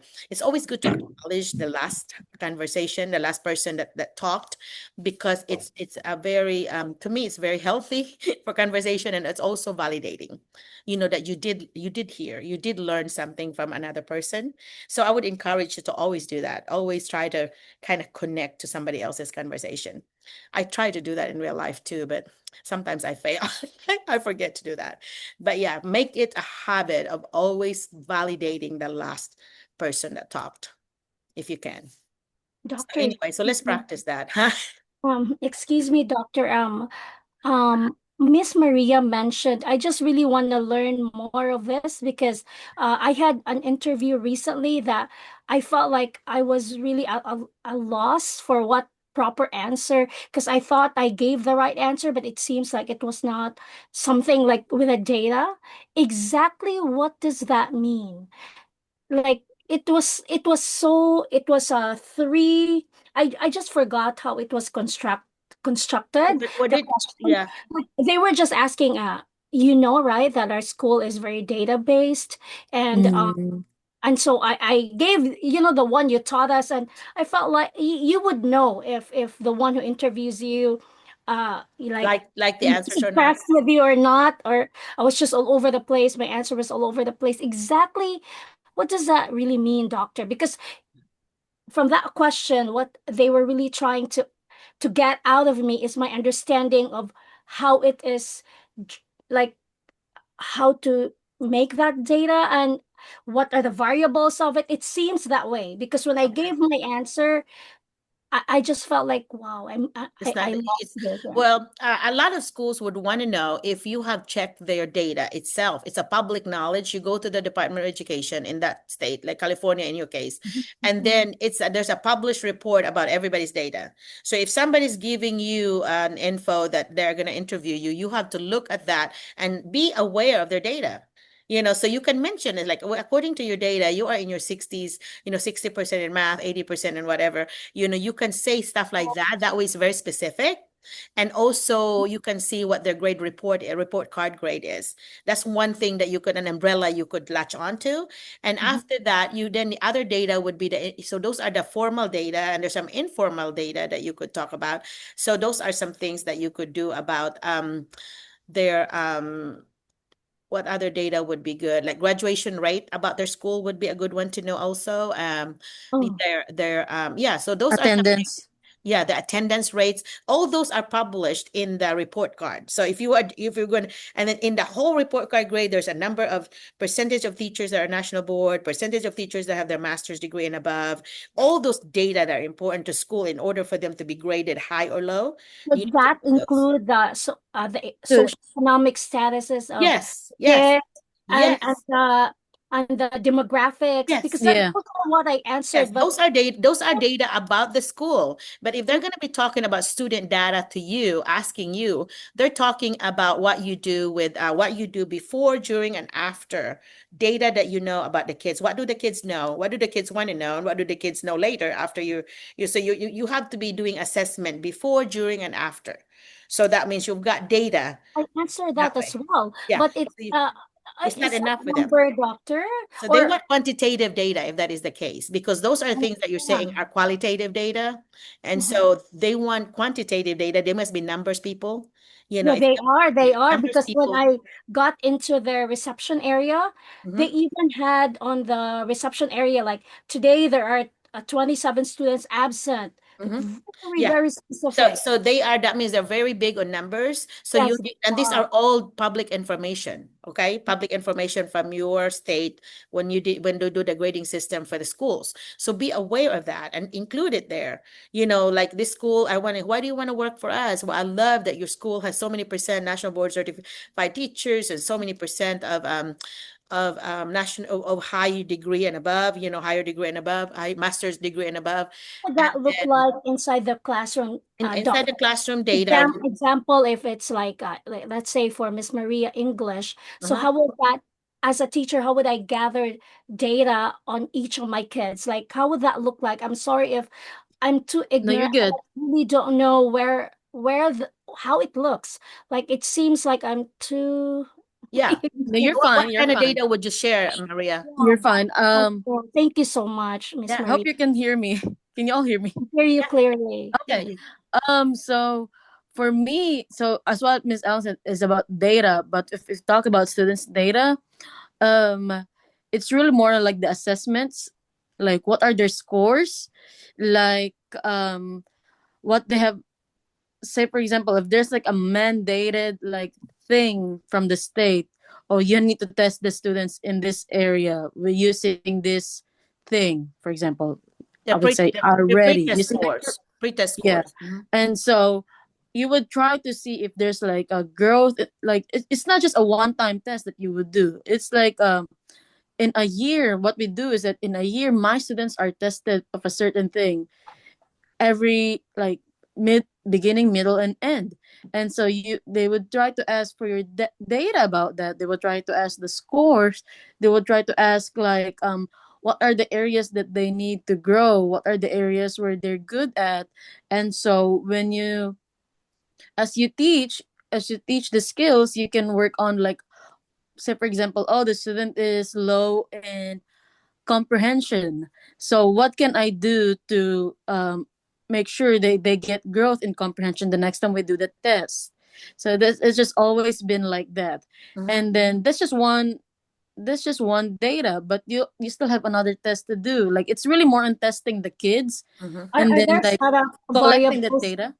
like in that data, right? Yeah. Like there are variables, like example in English, the comprehension, reading skills. How many like are there set up for that for Yeah. each? Yeah, Okay. there is. You have There's different tests for that. Like for example, Dibbles would be a really good one for comprehension, and you would say ORF or oral reading oral fluency, reading. and Oh, that's okay. 1 minute test. And if you can test your kids that, not just the beginning, middle, end, but also in between, like every Yeah. 5 weeks or something, every month anyway. If you do that, then you can follow the growth of these kids, especially your high risk kids. So you can say something about my risk kids, usually about 10% of it. Yes. Your high risk kids, which is around 10 to 15% of your students. You will make sure that you follow their growth through this progress, progress. What is that? Progress reporting test? What is it called? Progress report. Progress, yeah. And then that way you base your data on what else need to happen, because you're gonna be following that ORF, that oral reading fluency, which is like Mhm. tied with comprehension. So when And it comes to, I'm sorry to What do ahead. you teach, Debbie? Yeah, No, what do I'm you not yet. I'm not yet teaching doctor, like I said, because I just got my EAD. So actually, I only What are you have. applying for? I'm sorry. What what are are you you applying applying for? for? I'm not sure what really I apply. Elementary? Are you elementary or high school?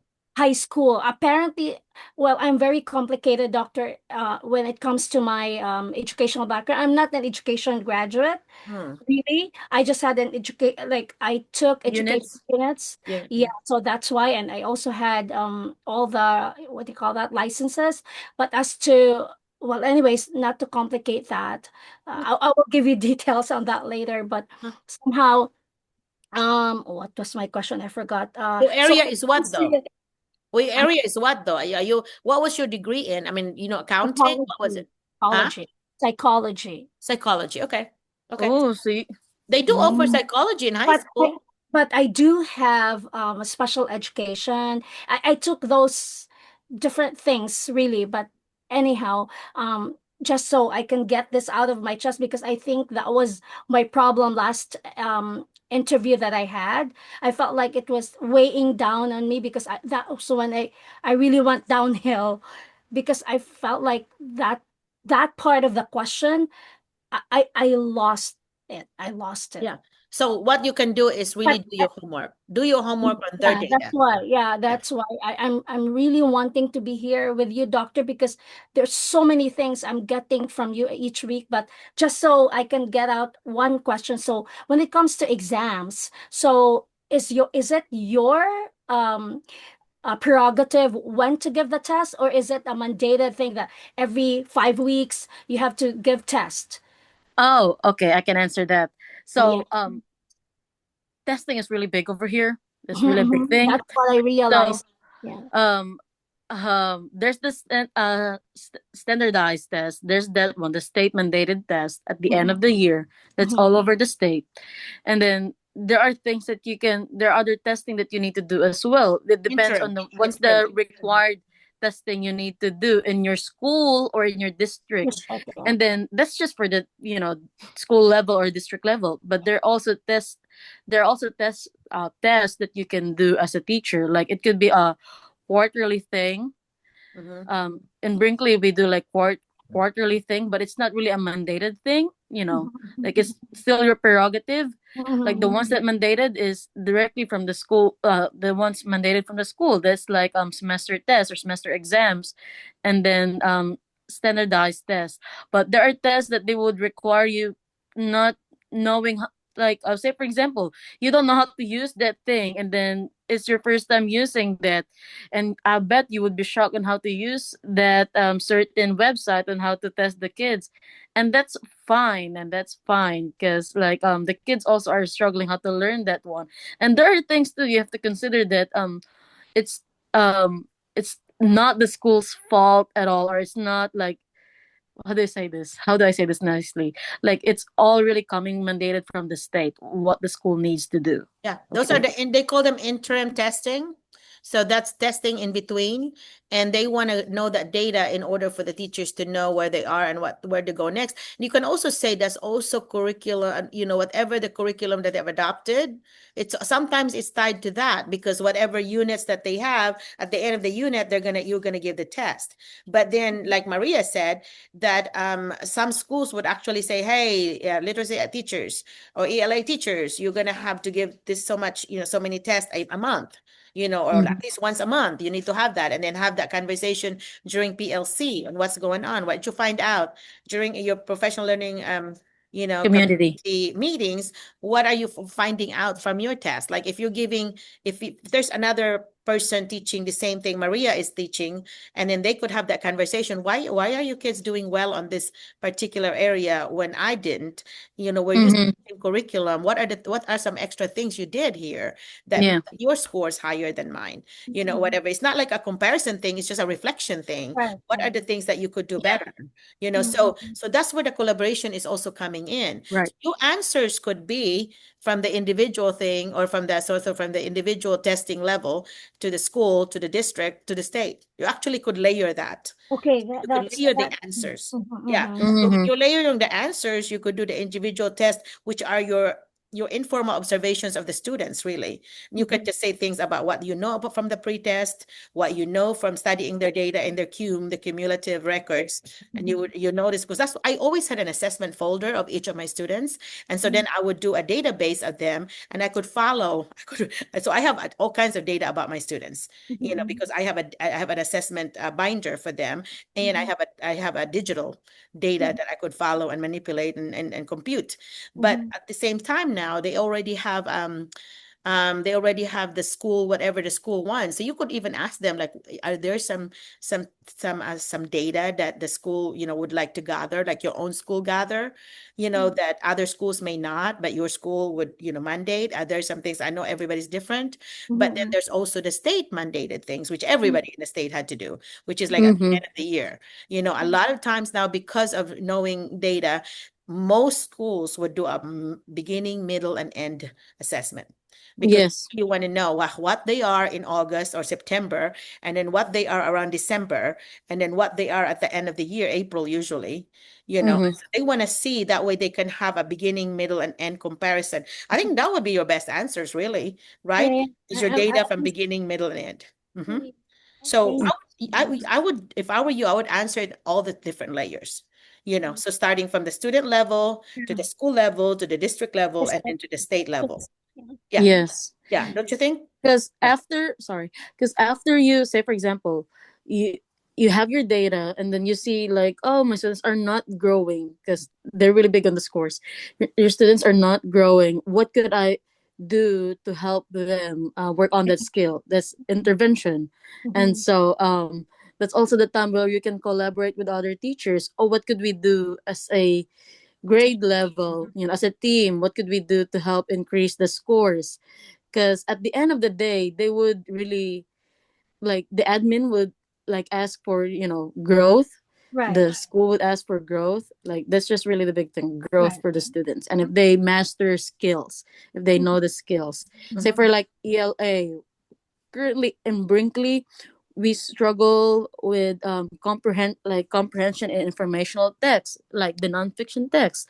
So what could we do to help to alleviate that problem? Close So reading might be one. Yeah. Close reading close skills. reading, or like other, because all teachers are reading teachers, so other teachers should apply, reading strategies as well.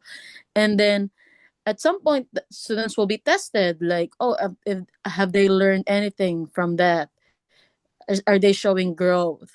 So this is all about In it. that area. Yeah. And writing, you need to touch on writing as well. So you might want to see what kind of, writing that they are producing, and to have them, like you have another teacher grade each other's essay writing. Maria and I used to grade some of her writing, so that we could talk about what kind of feedback to give. I used to do that as part of my mentoring, Maria. Right, Maria? Yes, Kind of did that. absolutely. Yeah, she would Uh-huh. share with me her high, medium, low kids, and I would, I would grade it as if they were my students, and I would provide my feedback, and we talk about it. Okay, this is what, yeah, right? We did that a lot, Mm-hmm. actually. And so some schools, like her superintendent one day said, hey, can we give like an essay to everybody? And then that way we could kind of see where everybody is on their essay. Mm-hmm. some principals that are curriculum leaders, like her superintendent is a national board certified teacher, very big on curriculum. And you will have, and you're lucky if you have that kind of administrator, because they really would like to improve academically, and they Yes. see where the kids are. And so that's something that you could discuss as you do the layering answers. You could kind of see that, and you just have to say, well, some schools are this, some schools are that. What kind of schools do you have? What kind of school do you have? Do you believe in this? What do you do? So you can kind of also, while you're being interviewed, you're also interviewing them. That's really what it is. Right. You're also getting to know about Yeah. them. But the more that you know beforehand, which means you did your homework, the more impressive they are. They are impressed they are of you, because they said, "Oh, she did her homework. She knows Yes. they are rated B or rated C, and she knows how many percentage of national board certified teachers or teachers with master's degrees and above, and our graduation rate and all attendance rate, all that stuff. If there's a ranking in your state, know the ranking. I noticed that you are in the top 20 in the whole state. Congratulations. I would love to be a part of this team where you are number 20 or whatever. Like where I thought we were always in the top 10, top 5, top 6 in the whole state. And so that's why we have so many people applying for jobs, because they want to be in the school, where you are in the top. And so for you to know, as an applicant, for you to know this data, they're all in your Department of Education page. Whatever state it is, there's always going to be under assessment. There's always going to be an assessment section there. In the district, doctor. Yep. You just go look in your state, California State Department, and then Department of Education, and then you go look for the assessment data, and they will have it published, every year, and they would have like an archive of it. Like they would you can see the old data. They would leave it there. In Arkansas, you can follow as much as a few years back. Yeah. So that's what you need So to. that's what do you call that? That's all over that's what they call that. It's transparent, right? It's Transparent. Yeah. It's part of transparency. Yeah. Yeah.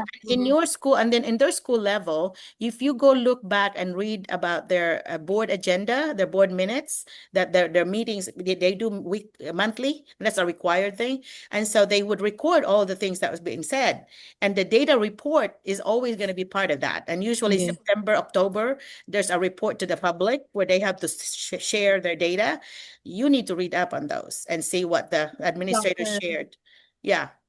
I think my questions was really hard because I think because sometimes I can overdo it, and then I think they made it really high questions for me, and I was trapped. And sometimes you just want to show confidence, but then when you're being asked with real questions, that's when it really boils down to the truth that you're just faking it because I'm trained by Dr. Merlina. Debbie, you have to fake it until you make it. But I know, anyways, right, doctor? I know, right? But you know what happened at that day? I had a demo, and then after that, right away, I had a 1 hour interview. that's intense, man. Yeah, my God. I had to teach 40 minutes in front of the kids for their summer class. Whoa. I was top 2 of the Nice. candidates, but I wasn't chosen because I was up against a Caucasian, of course. And by the way, I know how to answer your question now. My license in California is social sciences. Okay. I paid for it. So, Yeah. so being an administrator, doctor, when it comes to data, when it comes to social sciences, how would that look like? Because social studies is not a tested area, but usually it is being partnered with literacy. So if you don't have the data, you need to look at their literacy data, their ELA data. Don't you think, Maria? Because the science is its own test, math is its own test, English, social studies does not have its own test, but it's always based on the literacy data. So I would know, you need to know their literacy data. Well, it doesn't hurt to know all their data, but I think their literacy would be good, because a lot of the schools are actually integrating social sciences with their literacy. Yes, And absolutely. yeah, okay. it's really a big help for me just hearing you, Miss Maria, and of course, Dr. Merlina, because it somehow gives me a more concise way of presenting it, not just going all over the place. I was just going all over the place, doctor. I learned a lot from you. That's not a question, but to present it in a way where I know it because it's concise in a way where it's presented in, it's not just just to say, to make it sound this way. Yeah, I yeah, don't know. and you, yeah, your organization could be on the child level, on the individual level. This, then you start talking about the student data right there, right? And And then you you know, said the school level, then you can do that. That way, it's very organized, but then it also shows that you've been doing your homework. What do you you know, think? doctor, I know this would sound so narcissist, but I recorded myself while It's I was interviewing, and I really assessed myself. I said, Debbie, you are really, I'm hard on myself. I said, if Dr. Merlina will hear this, she will be disappointed. Promise, it's doctor. no, you always do a good job, Debbie. I doubt it. My only consolation was that I was top two. So it gave me Well, that. yeah, you. But then I was, but then still I wanted that No, job sound really. like you're too hard on yourself, girl. You need to, Yeah, you are good. And you have to have that self-affirmation every day saying, I'm good, I'm good enough. thank you, Okay, doctor. you have to say that That's because why I otherwise, want to learn from you, because every time you share like real deal classroom experience, like Miss Maria, while I was hearing her, wow, I still have to learn a lot, and it's humbling. It's very humbling, but well, thank you. you need to really, I yeah. learned too. I'm telling you, I learned a lot from everybody. I've Oh, learned so much from you, Debbie. You know, your perspective and the depth that you always say about things. I'm impressed with that. I tell my husband, like, you know that Debbie that's from California. I would say things like that to my husband. So because we all, I think to me, God put everybody in their own path to learn from each other. thank I you. really feel Of that. course. I really feel like people are in our lives because we learn from each other. So like Juvi's here, like Maria's here, and Emilia's here. I think there were some other people here that just came in too. There's Dawn and anyway, Ricane was here earlier, but she did she leave? But anyway, so you feel like the next time you would be asked assessment questions or data questions, you think Yeah, you'll be because when you said just visit, and I can be overdoing it, and I felt like I made it into more higher because I say, okay, you seem to know a lot, and then it went downhill. Uh, It's yeah. like I was made to prove my point, Mm-hmm. and mhm. I Yeah. wasn't able to.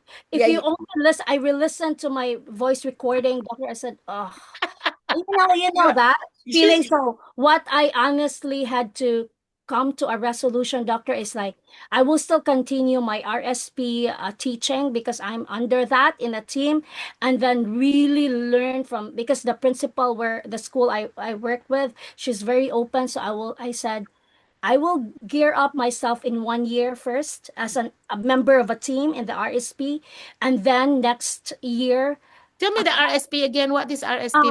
resort in our district here, the Resource, resource specialist program. It's Okay. like resource physical specialist education. Yeah, program. it's like, Okay, got it. Okay. yeah. Well, that's So yeah. I, so I had to make a really resolve in my head that, okay, I think I'm not yet ready, and I don't want to be that sounding intellectual, but when it boils down to, okay, give me tangible examples, not. Data is always that one, Debbie. Data would always help you. So yeah, just I think everybody, I would recommend that if you get an interview, that's the first thing you should do is go to their website and look at any data through their board report, board meeting report yearly, monthly, and then go to to the state one, whatever Doctor. the state Department of Education, go to that, look at the data and look for that school and see what it says compared to everybody else. Usually it's an Excel file.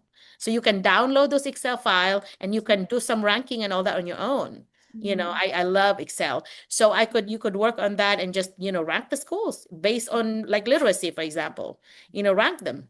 You just select all and you go under data and then you can data range and then you can arrange them, arrange it from. Typical of like an interview to have data questions and It's really very going in typical, depth. very It's typical because they typical. want to know if you know their thing, Mhm. the results are, those are really important to schools that you have to remember the five core propositions. Remember, knowledge of student Yeah. and Mm-hmm. assessment is a big one. It's in the Yeah. it's in the middle, and then reflection and collaboration. So once data is a big one, and data doesn't mean numbers only. It's always Yeah. observations and the informal data that you gather from your students, nonverbal or whatever, so observations of your students while they're doing the work, or observations while you are waiting for them by the door, things that or while you're attending a ball game, things that about students because of that, like, oh, I noticed that the student so and so was always being watched by parents and grandparents, and so many support from this student, and all this. Well, student B did not have anybody there, playing a game too, but never had anybody there. And so you could kind of observe those data. Those are informal data you observe about students, getting to know what kind of home they might have, what kind of home support Yeah. they have. Those are some data that you learn. That's why they really want the teachers to, that's part of collaboration, is to attend those ball games and other things that students are doing, not just school stuff. But I used to attend my kids, like, when they are getting baptized at church, they would invite you. Can you please attend? I'm going to be baptized this Sunday. Can you please come? Things like that. Or I'm going to have court where I'm going to, see if I could get adopted or whatever, and all this adoption court hearing. I've attended those, so anything that your children are inviting them to, oh, I have a tournament in basketball, whatever, I would always say yes to those if my family's schedule, of course, would allow it. But yeah, those are some data that you would know about knowledge of students. Okay. Thank you. And that Thank doesn't you, have to be Maria. numbers. Yeah. Good question. I'm telling you, Maria, she always gets us deeper. Oh my God, those are hard questions. Hard questions. Yeah. And California especially, it sounds like they're very hard on their interviews. Very Have a hard, demo and doctor. have a 1 hour. That's very intense. Yeah, because It's 15 minutes. you just don't know what I went through. And I brought a luggage. I prepared a lot, doctor. I sang, I danced, I gave my 100%. I bought a lot of chocolates, different sorts. I had to spend money for it. Oh, so Wait, are you in California? Yeah, I yeah, am she in had to California. bribe them. She's I had married to to bribe American. them. Maria, she's married to American. Yeah. Yeah. Okay, I She's, get it. yeah. Oh, So, hurt. It hurt, but it was humbling. I learned a lot. I said, like you always tell us, doctor, there's always time for everything. And I think it's not my time yet. And it's humbling because, sometimes you have to get down on your horse and really yeah. say, no. Well, don't stress, because it's not the time for you. That's not what. Don't stress over it, because remember, he's in charge. God is in charge, and that we make plans and he laughs. So yeah, don't make plans. Let him make the plan. So Thank you, that is not the right doctor. fit yet for you. Yeah. That's why I'm learning from Yeah. you. And I will never be absent as much as I can. Thank you, Miss Maria. That's, Thank you so yeah, much. that's funny though, that you sang and you danced and you brought chocolates. That's cute. Doctor, You're trying to I bribe them, sang really? because that's how I do it in Thailand. That's how I do it. I sing, I dance, I do everything just to like be Oh a dear. clown. But you're And high it was school. If you're high school, you no, still it did was high that. school. It was high school, and it was awkward. But for me, it's like this is my chance. Yeah. Whether or not they will get me, at least I would not say, "What if I did this?" Yeah, So you I tried your made a best. spot for them. Yeah, Yeah. I made because it was 12 o'clock during their lunchtime. Because they Wake 'em had up. to Yeah. have the students, like have someone there, Yeah. like 15 students. But Most congratulations of on them, top two, though. Top two is awesome. yeah, Yeah, and they because had I'm sure to. they had a bunch. Yeah. Yeah. And the Caucasian, of course, what can I do? And Yeah. in social studies, it's American history. That's Oh, also yeah. good. Yeah. And you have to know the history, by the way. Yeah. Hi, Juvie. Do you have any comment on hers, on anything that Debbie said or Emilia said or Maria said? What do you Yeah, comment on? I too much know them that they learn. I learned so much from them, Miss. Good. I'm glad. This is the point of the Zoom. We learn from each Yeah, other. but Yeah. actually, Miss, I would like to ask, what state are you now? Debbie? No, for you. Me? I'm in Arkansas. That's why I'm 3 hours away from Maria. Yeah. Ah, I'm from Arkansas. I've been in Arkansas for 38 years. Been married to my husband for 38 years. I got my education in Arkansas State University. So that's why I got my bachelor's, master's, specialist, and doctorate. And then I became a teacher and then administrator. So now I do consulting work. So I do a lot of consulting work now. I did so I'm I very did happy 12 for schools them. last year. Yeah, huh?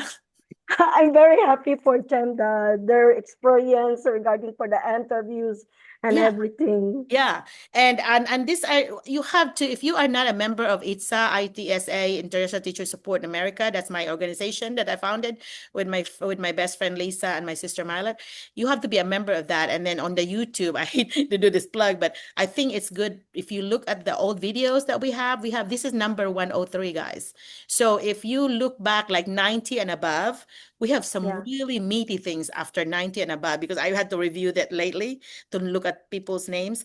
And 90 and above are the ones I really recommend that you review because we have some really great conversations with speakers like Maria and Debbie. And then we have some others, like their interview, they would introduce themselves and I would comment on like, you might want to include this, you might want to include that, or whatever, so many classroom management things there. Don't you think, Debbie? What do you think? You think she could learn from those? Or Yes, Maria? I can learn Definitely. I too much think from that's Bibi. one thing I love about being here in the Zoom with Dr. Merlina because like you said, Dr. Melina, you came from the Philippines, you had an experience from the Philippines, so you can have that input from her. Then she went from being a teacher, right, Dr. Melina, to administrator, to now be a consultant. So from there, she has a wide experience, and when she shares. Like Yeah. it's not something that she's greedy about, and that's what I respect most about being Thank here you. Thank because you. you Agree. get a lot. I Yes, really get really. a lot. Yeah, You Maria don't just called me a nerd. just It say is like true. Yeah. if Well, you thank like you. And Dr. I think Marina everybody said, should be that way, though. I think as teachers, that's a default for us, is that we will share. yeah, That's why there's no more original out there. Everything that we got are possibly things that somebody had shared, with Yeah. us.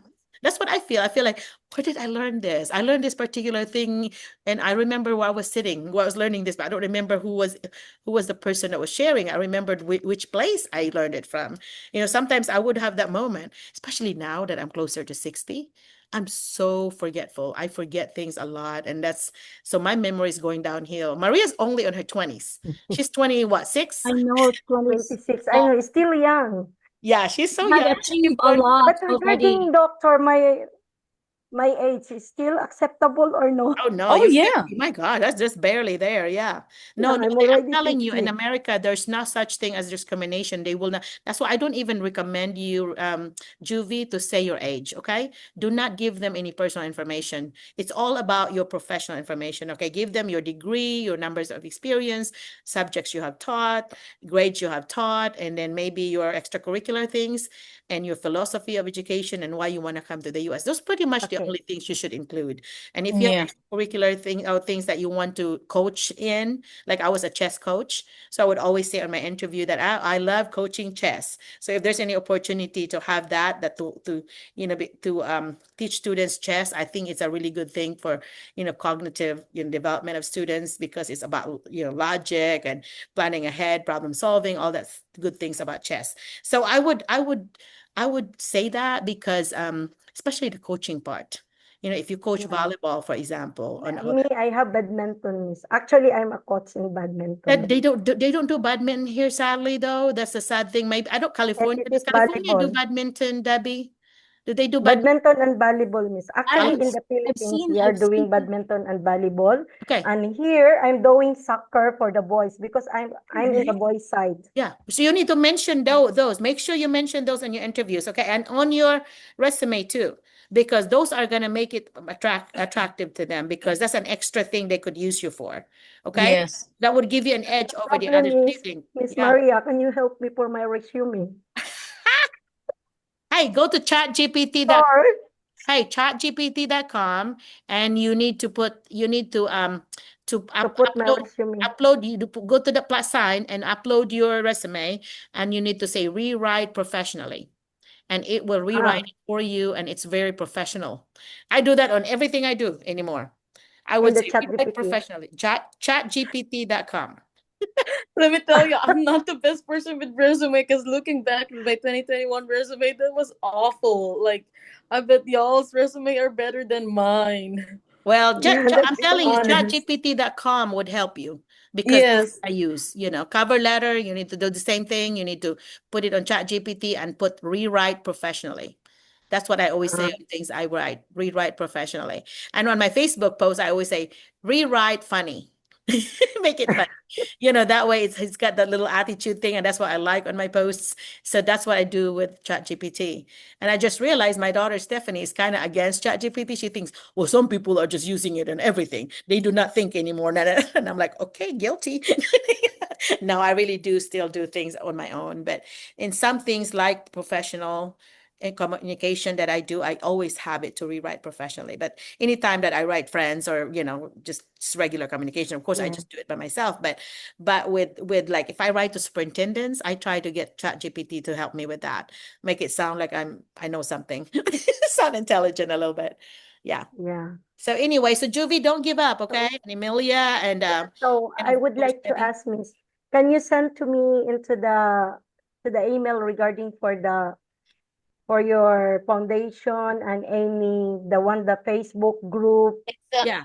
It's under McCullough Merlina at Gmail. Just look at my spelling of my name there. It's my last name, first name. So it's McCullough Merlina at Yeah. gmail.com. So if you email me, I will send you anything that you want. Okay, Yeah. McCulloughMerlina at gmail.com. And I have two things. This one on ITSA, which is International Teachers Support in America, and the other one is International Teachers Supporting Each Other. That's the other Supporting each website that I other. have. Yeah, supporting each other. And then you can see my face there and then be a member. We have 8,900 members now, and we're trying to get to 10,000. So yay. But anyway, and Yeah. then Facebook, we have more, YouTube, we have more than 600, and I want to be 1,000. So yeah, be a member on both, and it would be great to have sponsors because I would like what I'm aiming to do is we do like to do some field trips. I thought if we make Uh, money off of those, then we could pay for gas or something that we can yeah. do field trips again. We have gone to art museum, and Maria, we need to do more trips. We went to Dallas. Maria, did you go to Dallas with us? No, I was not with them. I was not Yeah. with y'all, You were in the but like Philippines that one time. time. Yeah. Yeah. But you have to come because I just came there. Bibi was like, yeah, we need to bring some more Filipino teachers there. My sister lives there. So it's pretty cool that we just stay with them. So it stayed in Mm-hmm. a hotel. And we were there like 4 nights. So we were there, a long time. And we got to explore because they work. So we just explore on our own. We just went to on our own and do things. And do you know my sister just said, I'm really impressed with Ellen and her international teachers because they just explored on their own. They're so independent. They just explored on their own. They didn't wait for me to come home and have to show them around. They just did their thing.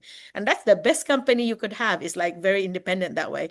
And that's the Uh-huh. way it should be because we all can drive. We have the vehicle there. Why are we waiting on them? They're already hosting us. They got the place for us already. Mm-hmm. All that. So we just went out, and of course, when they got home, they took us out to eat, and we were with them. But during the day when they were working, we're not going to expect them to take off, just because we're there. But they gave Right. us the whole upstairs, the whole upstairs was ours. So anyway, yeah, To them be don't get discouraged because that's really normal that they would choose the locals yeah, Yeah. first. Especially Don't with get Cebu discouraged at City. all. yeah. That is very normal, and that Especially should, with especially with social studies, they would really have somebody who's from here. yeah. So don't get discouraged. And then if is that a guy that they chose? I think it was a lady. Okay. Ah, Well, when it's a guy, usually we call it the good old boy Mhm. thing going on. And especially here in the South, good old boy system going on here. And it's so hard, like where I am, it's hard for like a female administrator to break through and be able to get a job. And so when I did get a job, and I'm like, oh my gosh, you were able to break through that glass ceiling, to be able to become an administrator, and as a female that's a minority you know. Mhm. And so that was, to me, national board certification did it for me. And at that time, I didn't have my doctorate, I had my specialist. And to me, that's what it was. And also answering the questions. That's why I'm telling you, I think I've shared this before, that the superintendent on my first administrative job, I was asking, like, what would you do? What would you say to community members that would say our literacy specialist is somebody who who is from another country who speaks a different language. And I said, oh, funny you say that. I always tell my students that have a special respect for people who speak a different who speak a different language, because you know that they know at least one more language than you. Because we do. I said, for example, I am, I speak Cebuano, and then in school I learned English and Tagalog. So I already have three languages. And then of course we learn Spanish and so on. So we have at least four languages. And in America, most of our students would know their, English and maybe one foreign language in high school. But here in the Philippines, we are multilingual. So that's why I feel like I am going to be proud to say that, yeah, I am a literacy specialist, and I'm multilingual. So that I think I got the job. I say that. Speak more like one more language than you. I said, I never thought of that, And so I got the job, I think, with that answer. So that's what it is with interview, is that you just have to get them with even one statement from you that you make them laugh, or you kind of hit a point where like they never thought of that. You get a job, because I'm like, oh, this is maybe a great person to hire, because this person has, kind of have good ideas or whatever. Because you have to remember, you have to be in the right seat in the right seat in their bus, in their school, in the, not literally, but really you need to be in the right position, in the right fit there for them, for them to hire you. So maybe they thought that other person was going to be a right fit for them. So another school would think that you're going to be a right fit for them. So that's kind of what I would need to always have that self-talk about. Well, they're not into me, then I'm not into them. Too bad. They lost, it's their loss, not mine. That's kind of, healthy talk, I guess. But don't put yourself down and beat yourself up that because you didn't get this job, because you have to remember Abraham Lincoln tried 9 times before he even won office. 9 times. That's a long time, and he's one of our greatest presidents here. But yeah. Any other comments? Because we're gonna have to close it up. It's already 2 hours and a half, and I promised I would gonna be short. Stephanie is doing pickleball today. Auntie Milet is also inviting us for lunch after pickleball. Busy time. And Jet is coming. My son Jet is also. Awesome. So We're all very, gonna very good to have eat both kids today. here. Yeah. And Galen just left. I wish that Galen stayed and went with us, because Tony's gonna grill for us and all this. And Maria, you're gonna have to come through this way, because Auntie Malet's got this Brookstone something where they would do like a hot pot type thing. And so Mm. so you have to come over, and the other Filipino teachers, and she can do that for us. So The juvie, no, last what you call that? Like I guess suggestion. Yeah, I would suggest use AI for that, and then practice yourself like in like with the interview. I don't know if you have theater, done that. theater. Mm-hmm. And then like try to watch other, because for me what I did, because I watch other people's vlogs, like what do I need to know, or like what questions do I need to anticipate, things like that. Yeah, And there's a then Josephine video that Maria and I made called Josephine video in my YouTube. There's two of them. Maria and I were answering, we're making a comment to Josephine about her answers. That's one of the better interview videos that I've seen. So you may mhm. want to watch for that. Yeah. And then for Debbie, I guess like how they say this, if there, for me, because this is how I see it, like if there are questions that I don't know, or like I'm not sure, if I'm not confident with it, like I'm just gonna be honest with it, but I would Like I said, add like I told I them am that, willing to work on it, like I'm willing to learn. Mhm. right. So that shows like, oh, there's a chance you get hired because you're willing to work Yeah. on the skill you're not good at. And you're really being authentic. Yeah. And so say that I know I should have looked at the data. I should have, whatever. I know there's data available, and I should have been more prepared. You can reflect like that. And Right. then you can ask them questions. So with your reflection, then you can ask them questions. Like, for example, so do you have a question for us at the end? You need to say, well, I noticed that I really struggle with a question and assessment. So I wonder if you can tell me, what kind of assessments do you do in your school that you mandate in your schools and your district? I'm curious. So things that you struggle on, you could make it as part of your question at the end. That way they see that you're a learner and you wanted to learn more for yourself and you're really interested about their school or district. Because why are you asking these deeper questions to them? Instead of just all about you, it's really about them and how what other things you want to know about their school and district. So I think that would help it to me, because that's an extra chance for you to tell them that, hey, I have a growth mindset, like Maria said. I have a growth mindset. I'm really wanting to grow, as a teacher. Yeah.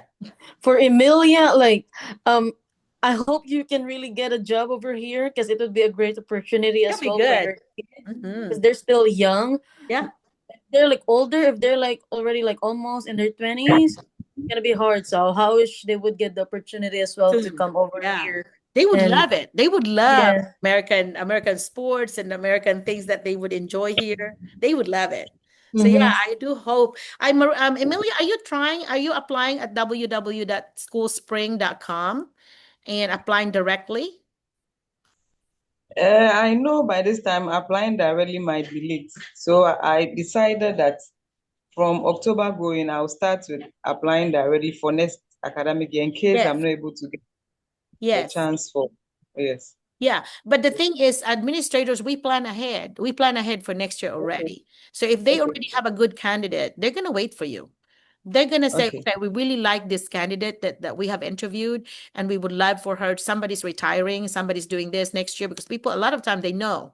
And so they would already have a spot for you in their minds. So I would not Okay. stop just because of the month. I would actually Yeah. continue to explore, because the more, it will increase your chances, because they would love you. I know about a couple of districts that actually waited for the teacher and said, well, we don't want to hire anybody because we really like the teacher that we interviewed, and they waited. And like Shireen was weighted by Brinkley, right? And I think Betsy was weighted by Dr. Ellis. So they would wait. If they really like that teacher, they would wait and hold the spot for you. Okay. So Okay. to everybody else, make sure you do that. You can do not just quit because, oh, it's already this time, whatever. No, because they will always be somebody that's either gonna be like leaving for any reason, whatever. And some of them might have babies or whatever, and they would start hiring, like, I don't want to go back, so I want to stay with my baby. And so then they already have you down if they already talk to you. So that's what I would say. Do not give up. Just it doesn't matter what month, because they will like you, they will save a spot for you. Okay? Yeah, because it has happened time and time again. Okay, so But all right. So I have any a last question. minute thing you want to say, Amelia? You have anything last thing? Like Debbie said, I think when I sent my resume, it corrected me on the tutor. In my home country, tutor is not a part-time, but you helped me correct that. So I want to also use this opportunity to thank you. Yes. But unfortunately, I think I'm still not part of your pool because sometimes I receive messages on a reminder. But for today's one, I didn't receive any message. I had to go back to my mails to check. I have Sometimes, to I have to check. It's been a busy summer. So you may still be on the my holding folder. So I guess I have maybe 30 people there that I know I need to put in. So that's in the contacts. You are in my list already. You just in the contacts that's in the distribution list. That's the last thing I do, you see. So so I'm still in that last step for you. So thank you for the reminder. Yeah. And So, yeah. Dr. Merlin, excuse Yeah. me. Uh-huh. I will send my CD to you to check also, huh? Yeah, sounds good. McCulloughMarlena at Yeah. gmail.com. And then be a member of our groups. I think that would be good. Emilia's so active in there. When I post something, she would be liking it and so on. I'm like, yay, Emilia, way to And go, girl. Facebook, Miss. Yeah. Anyway, okay. Hi, Maria. I want to thank you so much. You're an awesome speaker, girl. She said, "Oh, I'm not. Are you sure you will be the speaker?" I said, "Yes, you are. I want you to be my speaker." Yeah, and all that. She was very humble about it. And I'm like, "Yeah, I want you to be." So anyway, yeah, she did a good job, don't you think, Debbie?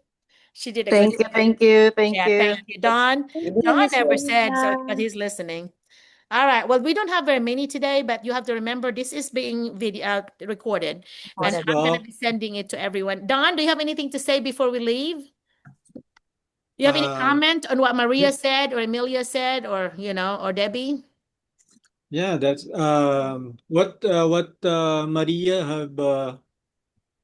have shared is an very good example. Even though we're here in Qatar, we also have that uh, sort of conversation and also seminars and trainings.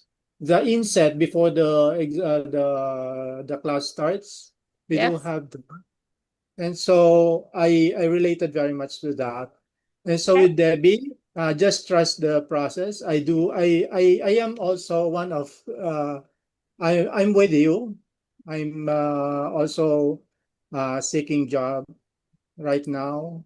I hope one day I can find one, and I want to be in the US soon. Yeah. Hey, Uh, Don, one thing that's I want to pretty hard. ask Don, I want to ask you, how did you do that thing that you did where you have your person standing behind you? What kind of app did you use? Okay. You just have to go to the I'm asking also. virtual background, Huh? virtual Oh, background okay. dot. Okay. And then there are the different backgrounds there Uh-huh. displayed. Uh-huh. At the bottom of that, there is the avatar. You just pick the avatar Okay. so you can so that you can use it. Yeah, but this Just one click looks like it. you. This one looks like you a Yeah, lot. yeah, yeah. Yeah, Yeah. you can customize it. Okay. Okay. Yeah, Well, I'm you gonna try that. I'm into yeah, yeah, technology. I it's love it. good. Yeah. Yeah, Yeah, good job. it's good. Thanks for Okay. sharing that. Yeah, I will try that Thank you next so time. much, Doc. Thank you, Yeah. everyone. Okay. All I've right. been Well, here. I've been yeah. here all the time. I'm just doing something that needs to be done. That's why I off my Yeah, it's okay. camera. I know you're listening. Yeah. So much. All right. Well, thanks again to everyone that attended. It's been wonderful. It's always wonderful. I always Yeah. learn from you guys. Yeah, So thank you. Thank you so much. Yeah, Thank you, thanks Dr. for all that you do to impact the children's lives and you are making a difference. So don't ever give up, okay? All right. Okay. Yes, So Doc. see you later. Okay. Okay, okay. Thank you Thank bye-bye. so you. much. Bye-bye. Thank you. See Bye-bye. you next time. Okay, bye Okay. bye. Bye-bye.